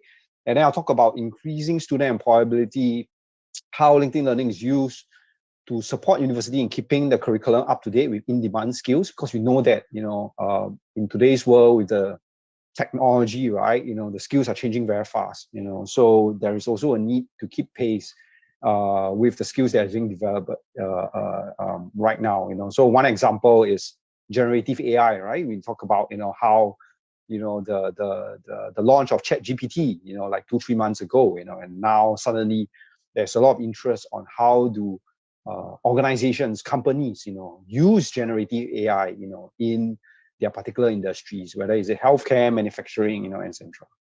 Then I will cover, on how to create actually a flexible and meaningful learning environment, to improve student learning outcomes, so what we call blended or high flux learning. Some university call it blended 2.0, even learning as well. So I'll share some examples, case study on how it works for a Singapore tertiary institution who is also our customer. Okay. So of course I need to talk about my company, LinkedIn. So Mr. Mamo is right. LinkedIn started off as a professional social networking platform. Okay, so we are the largest professional network in the world. We have 900 million members. You know, we were launched in 2003. So today we are 20 years old. You know, this year actually. So in 2016 we were acquired by Microsoft. So for LinkedIn Learning in 2015, actually LinkedIn bought LinkedIn Learning. LinkedIn bought a e-learning platform called lynda.com, okay, which was founded by Linda Willman, you know. So from then on, after LinkedIn bought lynda.com, we actually changed the name, you know, to LinkedIn Learning, and then we built it into our professional network, linkedin.com, okay. So that was in 2015. And then in 2016, Microsoft acquired us, you know, so now we are part of Microsoft company.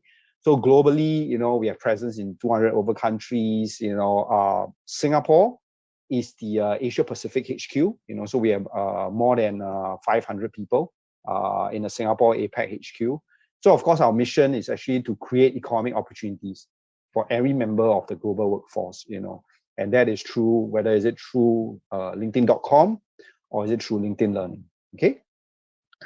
So next, I will touch on a little bit about what is so unique and special about LinkedIn, right? You know, LinkedIn.com. It's actually what we call a economic graph. You know, I'm sure some of you today have actually a LinkedIn profile, right? You know, on LinkedIn.com, right? So today we have about 900 million members. You know, 60 over companies, plenty of jobs, skills, you know, and schools even on LinkedIn.com. Okay, so what is unique about them is that all these data actually form what we call an economic graph, you know, or skills graph, you know. So every day there will be a lot of people, you know, making posts, you know, tagging themselves to skills, watching videos, making comments, sharing articles. So all these becomes insights to us. So this economic graph is like our digital brain, you know, of our entire membership. So from this real-time data and information, you know, it tells us what kind of jobs that our members going into, what are they learning on our platform, what are the new skills they are picking up. So how it helps, for example, to LinkedIn Learning is that based on the skills that people are learning, you know, the videos they are watching, the courses they are learning, all these tells us that, you know, these are the courses, you know, that people are interested in. That is then LinkedIn will go and produce them. So we don't produce a lot of random courses, e-learning courses. You know, it's based on the intelligence, the intel that we gather from our members. So just to give an example, earlier I talked about generative AI. So now we have courses on generative AI. You know, I think lately, you know, the past 2 years, there's a lot of interest also in sustainability. You know, green climate change, green energy. You know, you talk about remote working, hybrid working. So we all have topics around this area because those are what working professionals they are interested in, you know. So we produce the course in those areas. Okay, so next I will touch on a little bit about the student membership activity in Malaysia on LinkedIn. Okay, and just very quickly, why is this important? Why is it important to know about the student membership activities on LinkedIn? Because I think there is a misconception. You know, people always thought that actually, you know, for student, you don't need a LinkedIn profile because you're not working, right? You know, you're just still studying and still have a long way to go, you know. And you don't need a LinkedIn profile, or you don't have to create a LinkedIn profile. It's not necessary. But actually, from our data and our research, actually that's not true. Actually, for students, you know, as you look at them, you know, the goal is that after they graduate, they hope to find a good job, you know, a dream job that they can go into. Actually, by having a LinkedIn profile, a profile page where they can do personal branding, you know, networking, you know, and central reach out, it helps them to land the job that they want to work into. So just to look at this slide alone, you know, you can see that in Malaysia itself, we have right now about 334,000, you know, students, you know, on Malaysia. So they are studying right now. So this number is actually increasing, you know, on a daily basis. And actually most of them are having a bachelor degree. Okay, 73% of them. Okay, so you can see that this membership actually grew 2.6 times, you know, since the start of 2020, and that is when we are actually in pandemic. You know, maybe they are at home, you know, they have a little bit more time and they are creating profiles out there. Okay. And then actually about this entire population of students in Malaysia, you know, about 21% of them actually have applied for a job, you know, or actually maybe a part-time job, or have viewed a job on LinkedIn for the past 2 years. So it's quite a significant portion. It's about like you know, 1/5, you know, of the entire population, you know, so it's quite a sizable to that. So we can actually deduce that actually LinkedIn is one of the channels that students are beginning to observe, you know, what are the job openings out there, you know, what are the channels to apply for jobs. Okay. And then we look at what are they leveraging LinkedIn to do, you know. So they are looking to develop new skills, you know. So maybe they are watching certain videos, you know, in some of these areas. So students in Malaysia are picking up skills in some of these areas: process improvement, Power BI, you know, design, customer experience. Okay. And in terms of the statistics that we are looking at, you know, they are also doing research on companies, you know, they are viewing jobs, and they are also learning on LinkedIn Learning, actually more than the average members. Okay. So this is some of these interesting insights that I wanted to share with UMK. Okay. So next, I want to play a video, you know, just to show you how does LinkedIn fit into this entire student journey. You know, where does it start from? Okay. So I hope you can hear.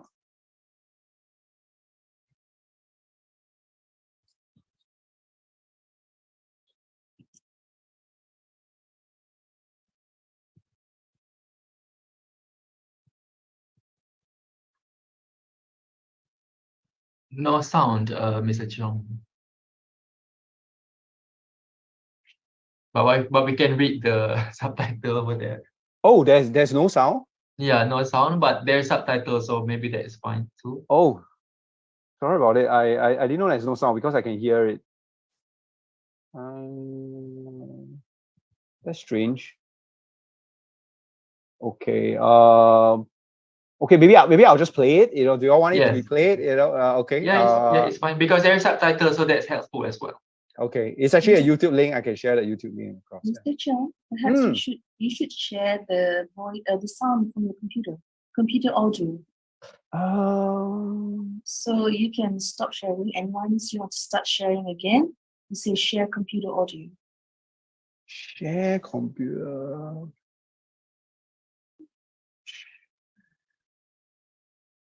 Sorry, I'm trying to. Does anyone know how? When you click the box out there, at the bottom it says share sound. Of the video? Of your computer. So when it's played on your computer, it can be heard throughout the platform. Okay. But if you can't, then it's okay. You can just watch it like as it is.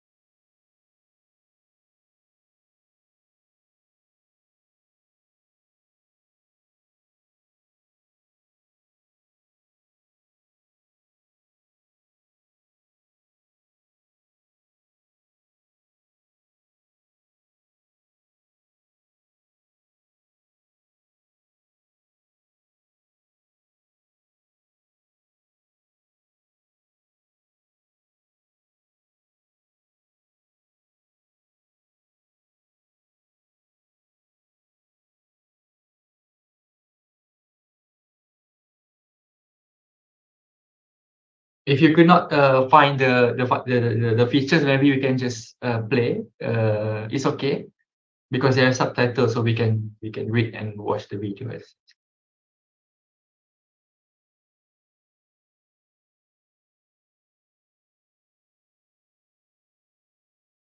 Passionate about students. Okay.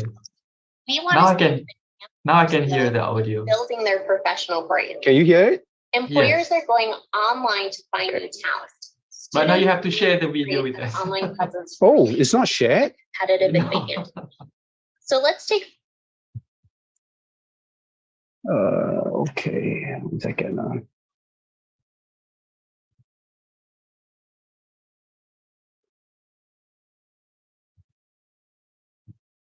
I can see your PowerPoint, but not the video.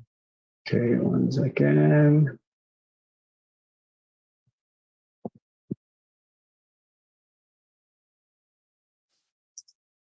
Can you see my video now? Yes. Okay. Practice of job searching hasn't changed Okay. much. Networking, It works. referrals, demonstrating skills, and so forth. But the way we do it has. Today, it can all happen in one place, and that's LinkedIn. It connects the world's professionals and creates economic opportunity for every member of the global workforce. And LinkedIn Learning combines our high-quality, expert-led learning content with this LinkedIn data to make those professionals more successful. I've been working in higher education for over 10 years, and I've never seen a tool that provides what LinkedIn Learning can. It reveals in-demand skills using data, AI, and machine learning. We're able to deliver relevant, customized micro-learning content that prepares learners for the future. It's a strategic complement to an institution's curricula. LinkedIn becomes a hub for students, alumni, faculty, and staff. They can learn, connect, engage, and strengthen their professional brand. all of us were students once too, which is why we're so passionate about student success. We want to see them advancing their skills and building their professional brand. Employers are going online to find new talent. Students need to create an online presence early to give them a competitive advantage. So let's take a look and see how this works. First, a student creates a profile. It can be a great place to interact with peers and professors. Throughout her education, LinkedIn Learning supplements classroom learning, and online course recommendations help her continuously develop micro skills on her own.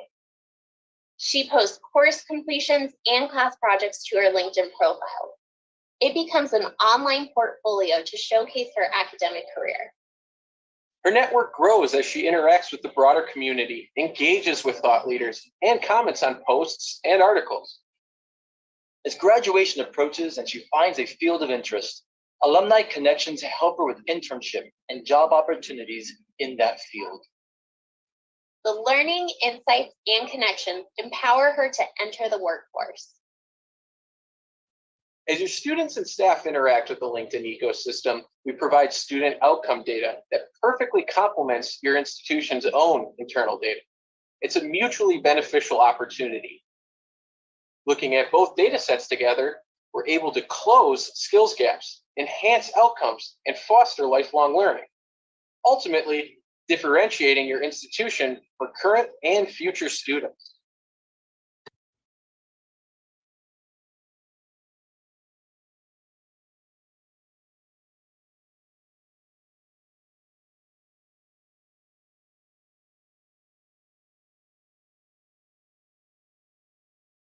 We're here to partner with you. Let's guide lifelong learners to be more productive and successful in the global workforce.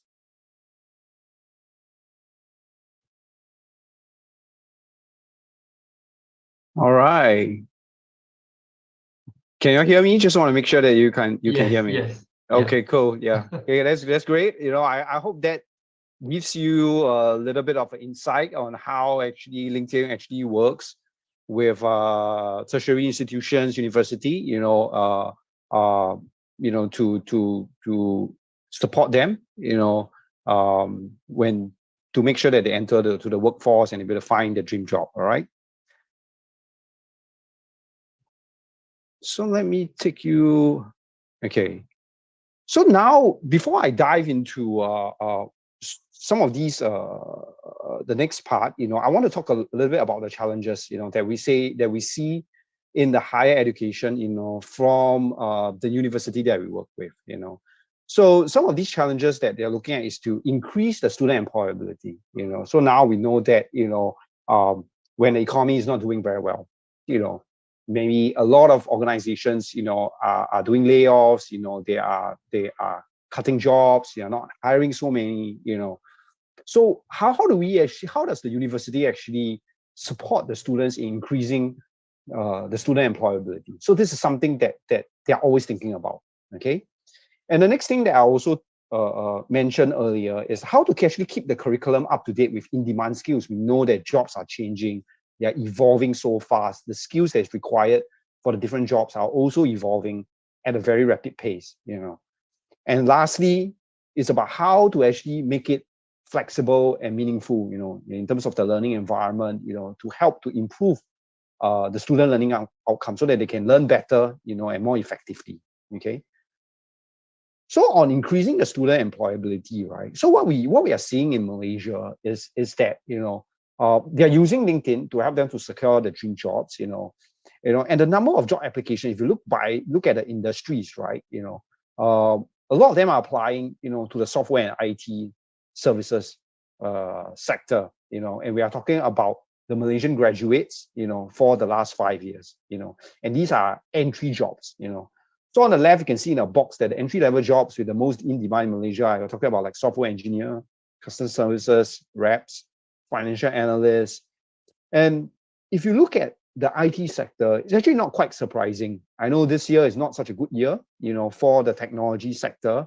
But during the pandemic, if you look at the pandemic, right, there is a significant high growth in the tech sector. They are hiring a lot, and then there's a lot of startups, boom as well.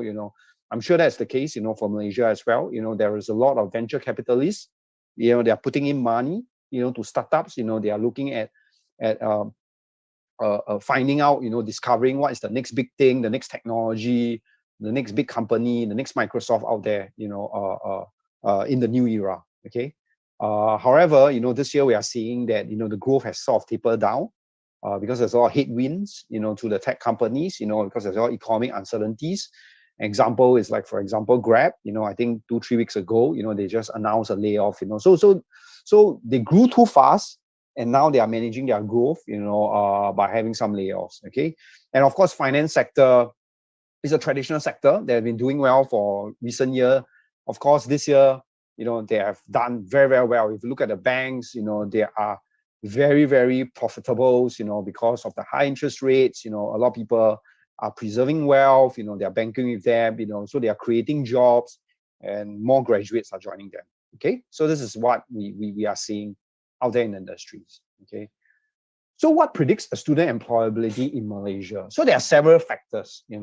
From LinkedIn, we see that the student will need to make a connection to the future employers. They have to make a connection. They feel that they are socializing with the employer that they want to join. Okay, on the profile, whether do they indicate a work experience is very important. They have to somehow profile themselves. Even if it's an internship, a part-time job, it's important to profile yourself. That will help to increase the probability of employment. And lastly, we talk about skills assessment. Do they indicate skills on their profile? Okay, and that is very crucial as well. Next, I will talk about keeping the curriculum up to date with in-demand skills, and why many universities, and tertiary institutions work with us. So in Malaysia, we see that the graduates are hired across a magnitude of skills. Because in today the talent marketplace is very competitive. So they have to constantly learn new things. Even when they graduate, in order to remain relevant, to the organization and to the industry as well. So these are some of the skills, top skills, in-demand skills that we are seeing that many young graduates are picking up, in Malaysia. Actually, they are not surprising. We talk about data science, so we are seeing a lot of data analysts skills being picked up, programming, C++, even soft skills like analytical skills, they are being picked up by Malaysian fresh graduates. Another interesting insights that I wanted to highlight is that about the skills evolution, in Malaysia as well. So we have this platform called the Future of Skills platform. It's available publicly. You can do a search, LinkedIn Future of Skills platform. What I wanted to show you is that how skills have changed, in the various sectors in Malaysia. So if you look at the ICT sector in Malaysia, from the diagram, you are seeing that actually skills have changed an average of 40%, since 2015.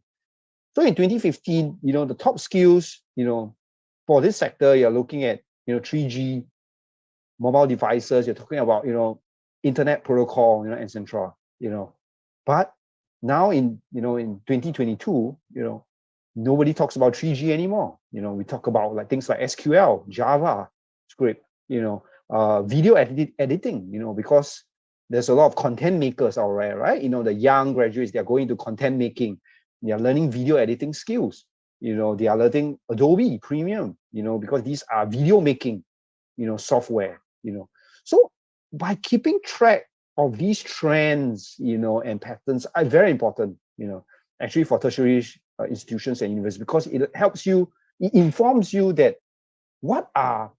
how is the sector or the industry transforming? Am I relevant? Am I, having incorporated such content, into my curriculum for these students? Are they relevant, when they graduate, So that's where we actually work with a lot of university, to incorporate LinkedIn Learning inside, not just for the technical subjects, but also for certain soft skills like how to prepare them, career readiness, interviewing, how to succeed in a new role, leadership skills, time management, stress management. Because for this these kind of courses, regardless of what kind of program you are studying, whether you're in business, whether you are in social science, architect, design, or whatever, it's also important to know, because gradually as you progress in a role, you're looking at leadership, you need to know how to communicate, you need to make decisions, so how to make better decisions. You need to learn how to build a brand for yourself, okay? So a little bit more about ourselves, about LinkedIn Learning, is that we are very flexible content, bite size that can be combined with a lot of university curriculum, so how a lot of university use us is like a pre-read, So they'll say that, hey, LinkedIn Learning, as a pre-read, share. And then when they come to the classroom, it becomes more in-depth discussion, debates, case studies, So the classroom become less of a formal lecture, but more of in-depth discussion, debates that model or mirror after real world. Because that's what real world is, right? When we are working, we rarely go into like lectures, but more discussions, sparring, debates, etc. Okay, so that's how a lot of universities are using us. Then we also have industry relevant courses, by different technology providers, etc. To support them. Okay, so very quickly we also launched professional certificates, and then we're adding more in time to come. So these are certificates that are recognized, by a lot of companies around the world, and we tie up with like Microsoft, to introduce them, and many universities use these professional certificates as part of the curriculum design for them. Okay. So next, I'll come out to the crux of my topic today, which is how we actually work with university to create a flexible and meaningful learning environment. And most of the university that we work with, they started to have this thought about having a blended learning and flexible learning environment because of the pandemic. Okay, I'm not too sure about Malaysia, but in Singapore itself, when the pandemic happened, the university and tertiary institutions, they have to switch to online learning, 100%. Then as gradually when the situation gets better, they move into a hybrid learning environment. Means some students can come back into the university, but we still have to observe social distancing. So not all the students have to come back, can come back. So imagine like maybe 100 students in a classroom, maybe only 50%, 50 of them can come back, So the in a way, the universities are forced to think, how can I teach effectively, still effectively, but yet ensure that I have the right technology, I'm still engaging the students, they are actually learning, okay? So that's where we come in, you know, and partner them. Okay. I want to start off by touching a little bit about the evolution of learning. Okay. So this, I think this whole diagram actually covers very well about the evolution of learning. You know, we talk about traditional learning, right? This is classroom learning. And the thing about classroom learning is that, you know, and I'm not that young, you know, so I went through the traditional learning method, you know, where we come into classroom, we have paper notes, we take down notes, you know, and after the lecture is done, you know, what we have left are all the notes that we printed or the handwritten notes that we've taken down. Okay, there is no recorded sessions where I can go back and hear, you know, what my lecturers, professors, you know, have taught me before. So that is very traditional learning.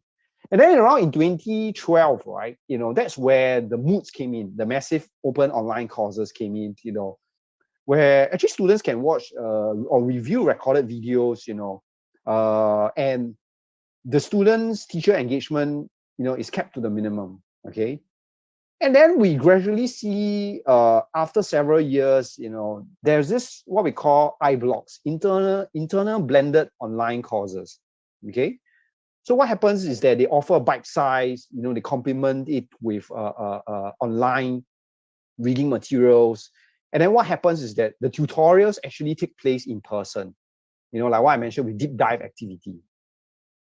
And in today's context, and also partly because of COVID, right, you know, that limits in-person activity, what we are seeing now is for some universities, they call it blended learning 2.0. You know, some people call it high flux learning.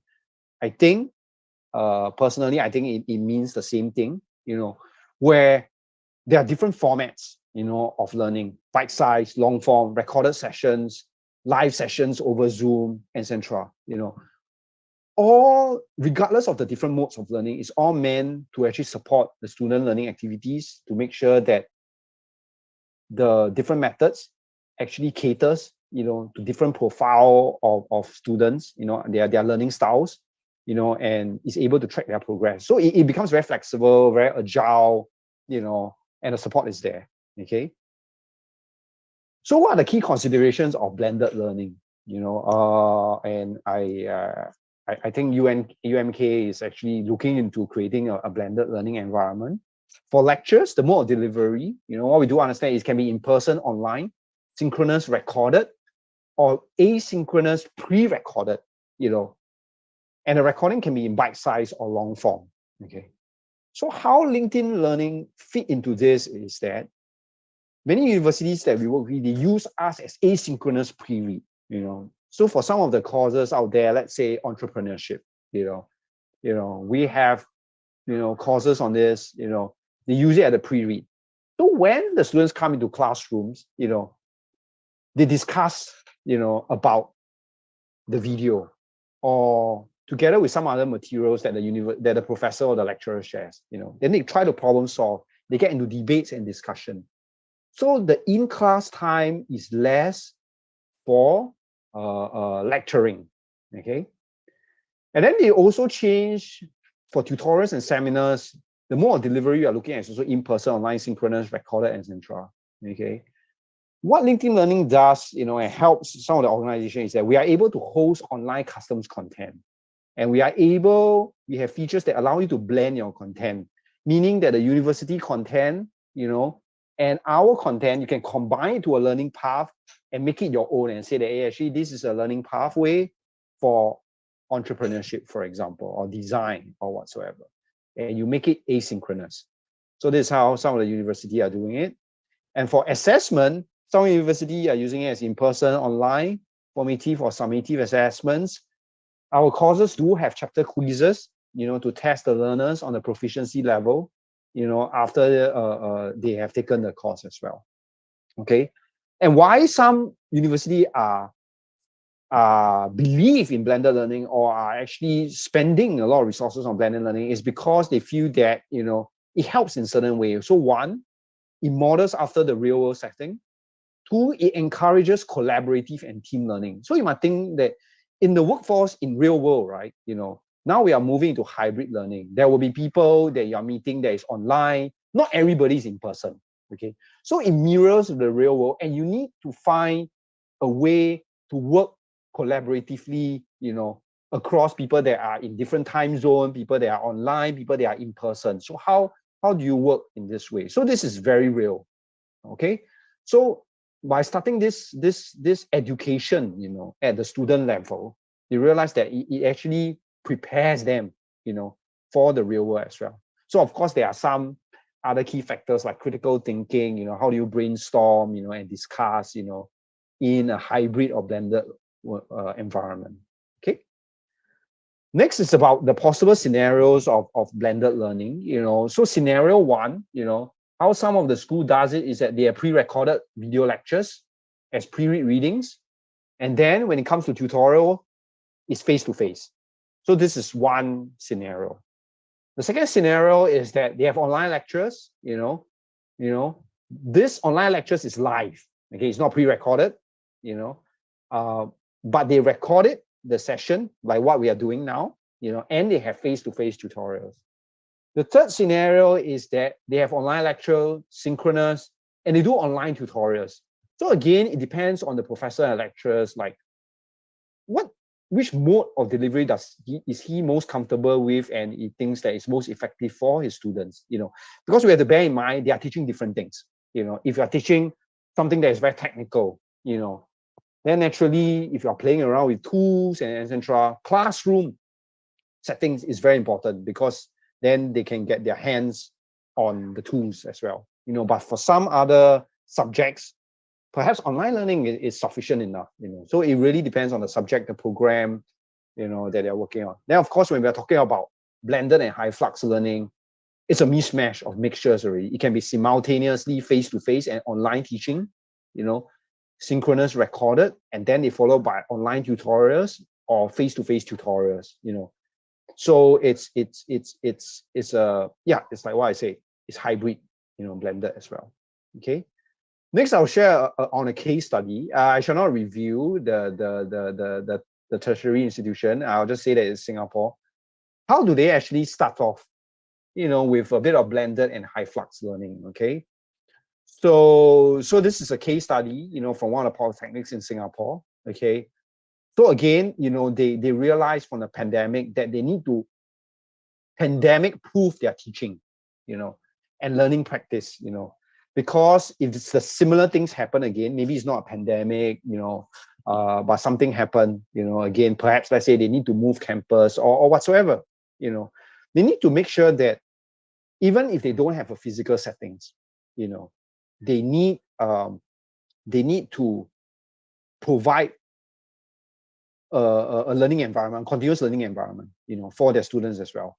Okay, so but this experiment, it happens during the COVID-19 pandemic, where earlier I talked about safe distancing measure, they cannot come in, so they decided to move into what we call high flux learning, to provision for learners, that for students that are, well, but they are maybe still have COVID-19 and they don't want to miss class. So how can they attend? So you can see from the pictures that they started off very simple, okay, but have in terms of devices, they have wireless headsets, they have plug and play devices.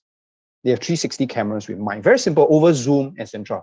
So people online, some people are in classrooms, they can actually,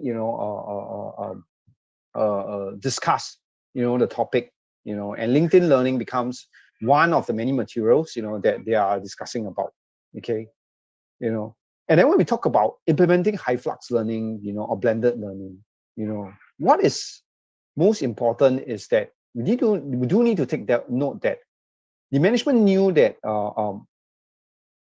not everyone, the academic staff, is on the same page for technology readiness and adoption. Because you must know that, it's something new, and that's normal, So it's important to get the buy-in from the academic staff, on what is the personal readiness, and the individual progression on taking on this blended learning.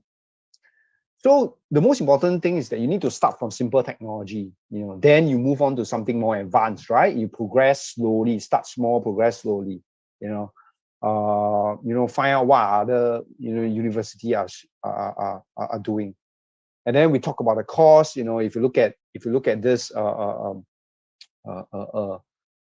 this setting, you know, high flux learning setting, you know, it's very simple wireless device. You know, it's not too expensive. You have Zoom, etc.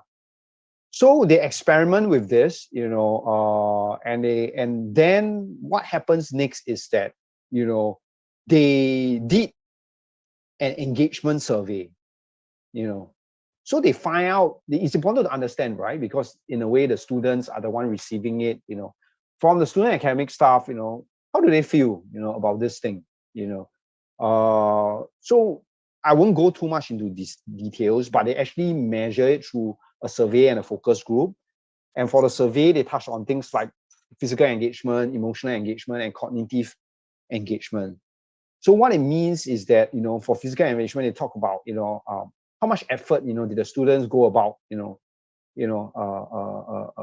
attending all these lectures, you know, and tutorials, you know. And they took this survey midway through the class, you know, and then after this whole high flux learning has completed, and they realized that, you know, for physical engagement, you know, there's an increase, you know, in that aspects. And for the emotional engagement, so they are testing about the reaction, you know, to the different teachers, classmates, you know, academic. How does the students feel? You know, are they willing to go through this high flux learning? You know, are they happy? Are they sad? Are they bored? You know, do they find it? Are they anxious? You know, because it's something new. You know, and for the cognitive engagement, you know, they also draw on, you know, how willing, you know, the students are able to take in things like, you know, pick up skills, ideas, you know, from this high flux learning. And they realize that actually it shows that, you know, gradually there's an increase, you know, in student engagement across the three areas: emotionally, cognitively, and physical. So the students actually sort of accept it, you know, and are open, you know, to try out this high flux learning. Okay. But of course, there are some challenges, you know, as I've known that, you know, they have found things like, you know, sometimes the students are not, it's a newfound freedom, you know, that they have to monitor their own learning, you know, and they have to speak up over Zoom. You know, some of them maybe they're a little bit uncomfortable. And then, you know, but what the students like is it's flexible, you know, because they can view recorded sessions, you know, maybe they say, I don't have to take notes anymore. Now I can just go back and view the recorded sessions, you know, so some of them like that, you know, as well. So I think in conclusion, right, you know, I think high flux learning or blended learning is here to stay, you know, and in a way it's spurred on a lot by the pandemic, you know, which led to many universities to go into this path. Okay. So this is my concluding slides. You know, what are some of the important factors to consider for blended learning? You know, I think university need to determine the reason why they are implementing, you know, this blended learning. You know, I think the why is very important. Next, we talk about the mode of learning delivery. You know, how are you going to deliver this? I spoke about the 4 different scenarios earlier. And then, of course, the buy-in, you know, from the staff, at a personal level, at the technology level is also very important. You know, fourth, you know, pilot something, you know, simple use case with one school, start with maybe a particular school, you know, several classes, you know, etc. And next, get a feedback from them, tweak, roll out again, tweak it again. You know, I don't believe there's a one size fit all kind of learning model for every university. So it depends on what works. Earlier I also talked about the different programs, you know, that different university have, you know, yeah. So yeah, I mean that's all for me. You know, I hope you found my sharing useful. Yeah. All right, thank you so much, Mr. Enricho. That's very comprehensive, actually, introduction about LinkedIn Learning. So the content in LinkedIn Learning were developed or created by LinkedIn. Yes, it was created by us. We have our own studio, so we are like Netflix, you know. So we have our own studio. We shot it we produce it in US. The instructors are interviewed and shortlisted by us. Yeah. Okay, so yeah, that's great because you can control and manage the quality and the content of all the resources in the platform, right? Okay, so like example, if there is a lecturer or educator who would like to integrate LinkedIn Learning with their courses, right? How this organization or lecturers or educators, they can effectively align the LinkedIn Learning content or courses with their existing core curriculum or training programs. Is there any strategies or practices that they can conduct in order to align the content of their syllabus and also whatever is currently offered in LinkedIn Learning platform? Yeah. So I think first of all we need to understand the modules that the lecturer is teaching under the course. So then we can actually do a match on within the course itself. Are there similar modules that actually LinkedIn Learning offer? And are they relevant? For example, let's say communication. We do have communication courses. Are they relevant? Our courses are broken down into different proficiency level. Advanced, beginners, intermediate. So it depends on also which year the student is in, which course is in. So we do have a breakdown of the different courses. That we can actually do a mapping to the modules that is being taught, and see if they're relevant. Yeah. Okay, so the mapping were conducted by the educators or by LinkedIn? So we do provide a mapping, for our customers. It is conducted by us. Yes. Yeah. Okay, So it's a service that we provide. However, we need some inputs from the university as well. Like for example, which course are the students in? Which year are they in? Okay. What are the modules that you have? Yeah. Okay, so once they finish all this, for example, that they completed one courses, then that course can be linked together with their profiles and can be shown to the future employees. Is it right? Correct. Okay. All right. So one question from Dr. Ika: Are the LinkedIn Learning instructors are mainly from industries? The Yes. instructors. Correct. So they are mainly from industry experts. So they do have industry backgrounds. Some of them, are faculty members as well. So they could be doing adjunct teaching as well. Some of them are TEDx speakers as well. So it really depends, on which subject they are in. But they are all subject matter experts. Yeah. Yeah, I can because before this, before you start your presentation, I have this, like when I prepare the questions that I would like to ask you, I was like, okay, what's the difference between LinkedIn Learning and Coursera, for example? But now I understand that actually the content in LinkedIn Learning were curated and developed by LinkedIn Learning themselves, which is a huge bonus point. Correct. I mean, I know we are running out of time. I could spend a whole day talking about it, but I think with different e-learnings, we all have our different features, values, and benefits. Very quickly, for LinkedIn Learning, we're a little bit different from Coursera because for Coursera, they are more of, they work with the universities. Their teachings are more long form courses. So you do need to spend 3-4 hours going through. Yes. Yeah. But we have full length courses, but we also caters to different types of learners. So we have bite-sized learning. We have audio learning as well. Then we have a mobile app as well, so people can learn on the go while they are commuting. So the working professionals like those, as well. So I think different platforms have different advantages, or benefits, depending on who are the users, the profile of the users. Yeah. Okay, and then one last question before we conclude. It's running a lot I mean, we ran a lot of time. One last question. If there's any resources or support provided by LinkedIn Learning to the professional development, for example, like to instructors and educators who would like, to try this LinkedIn Learning to embed with their courses. Is there any support like training to the educators how to match their curriculum with LinkedIn Learning?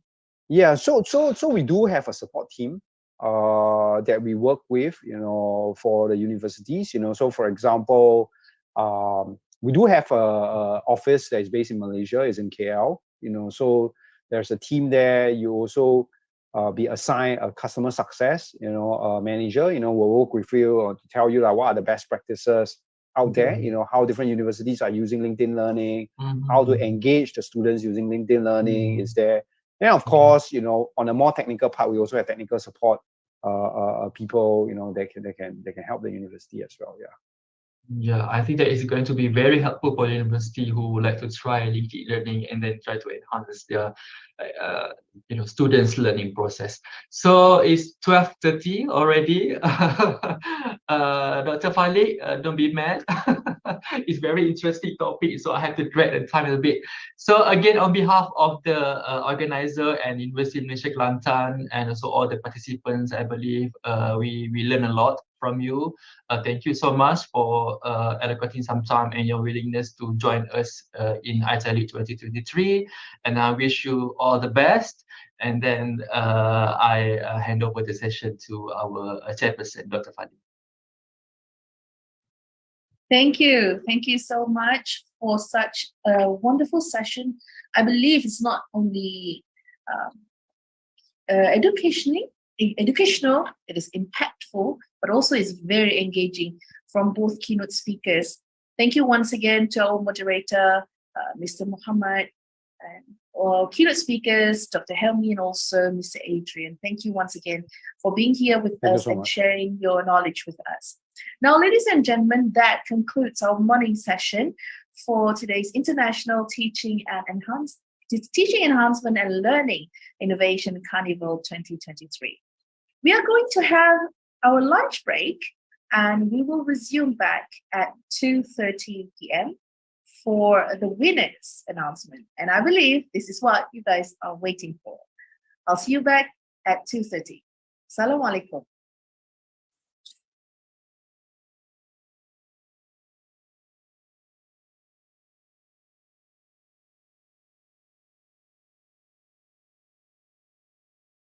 Recording stopped.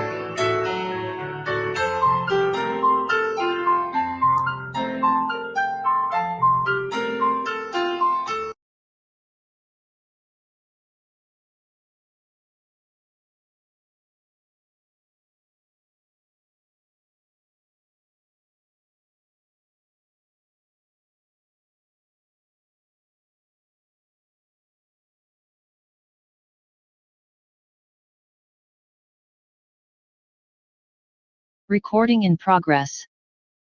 Hello, Assalamualaikum warahmatullahi ta'ala wabarakatuh.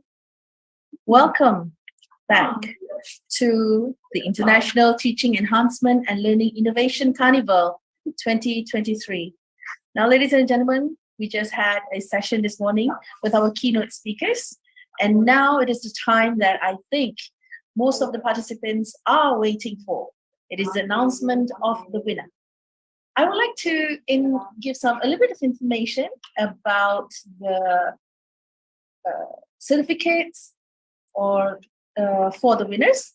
Right, we have 3 different certificates. All right, the first one is certificates of participants.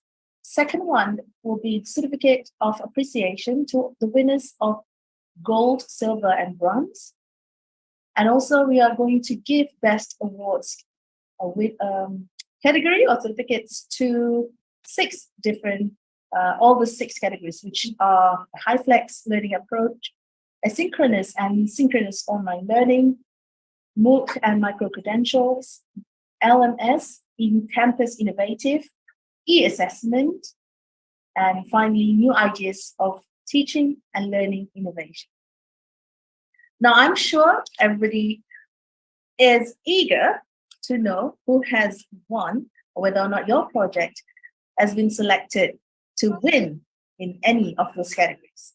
So without further ado, let's find out. Please welcome and listen to the winners announcement.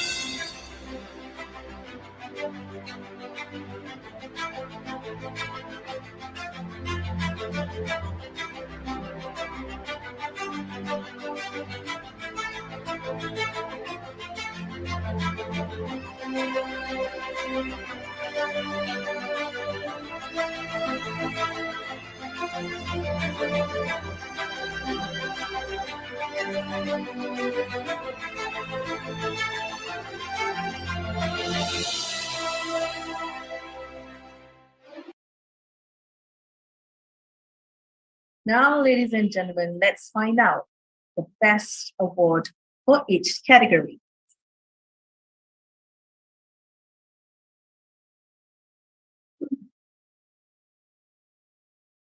The first category is iTeLIC learning approach. Yes, may proceed with the video.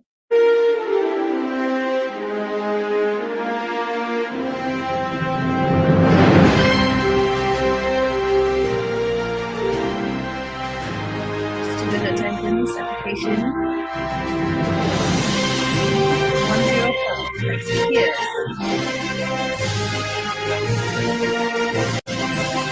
K102, my confidential development for science. K101, class. K108, AI powered assessment. F162, Art AI Artificial Intelligence Framework. F132, Multiplier AI.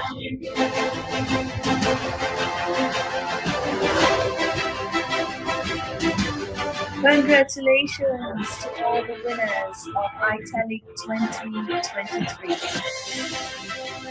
Congratulations to all participants, to all winners. Once again, thank you very much for joining us. And I think we can have a group photography with everyone that's available. Congratulations once again. Can we do that, our technical team? Yes?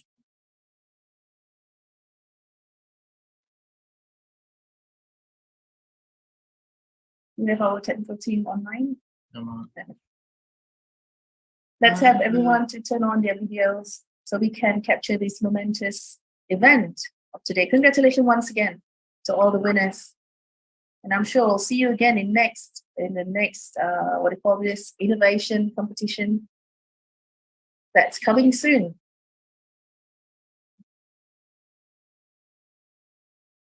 I hope everyone has enjoyed this carnival. Yeah. Let's show some emotions, like perhaps some clapping hands, some love, virtual love. Yay. Let's make the room havoc. We are here. This is the only platform that we are together. Okay, we're still waiting for a few videos, for a few other participants to turn on their videos. But I guess if they can't, I guess you just wait like for, yeah, still more coming in. Is that it? Oh yeah, coming in. Great. Thank you for your cooperation. Okay, this technical team, are you ready? Are you going to snapshot it, or how are we going to do this? Dr. Falik, can you please do the countdown? Okay, countdown. Let's make sure that all of us are ready. All right. Okay. So, okay, we're still waiting. There's a few other people that are still turning on the videos. So,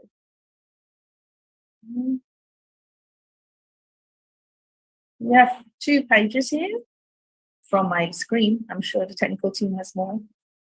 Okay. Are you ready, guys? All right. 1, 2, 3. Who's snapping? Do you get the photo? Whoever who's taking it? Yes. Yes. Do you want to go to another one? Like next page, Noni? Yes, next page, please. Next page, okay. Let's go next page. Okay, ready, everyone? 1, 2, 3. Okay, I hope we have gotten the photos. All right, before we part, I guess is there Dr. Ika, as the director of this event, do you want to say a few words before we conclude? Assalamualaikum and good afternoon to all. First of all, congratulations to all winners and also to all participants. I hope that you guys have a good day with us, and also we had shared experience through the iTeLIC. So hopefully that we can meet up again next year. Please join us again next year. Okay, so again, probably all winners will contact us later, okay, regarding your certificates and also the medals. And we're going to communicate with all the participants later. Okay, please don't worry about the awards and also the certificates. Okay, that's all. The announcement of the winner will be also mentioned on the website itself, right? Yes. We're going to. So in case you missed it. Yes. Don't worry about that. Okay, thanks very much for joining us again. Thank you, Dr. Ika. Thank you, everyone, for joining us. Thank you to the organizing committee. And we'll see you again next year, inshallah. Bye-bye. Assalamualaikum.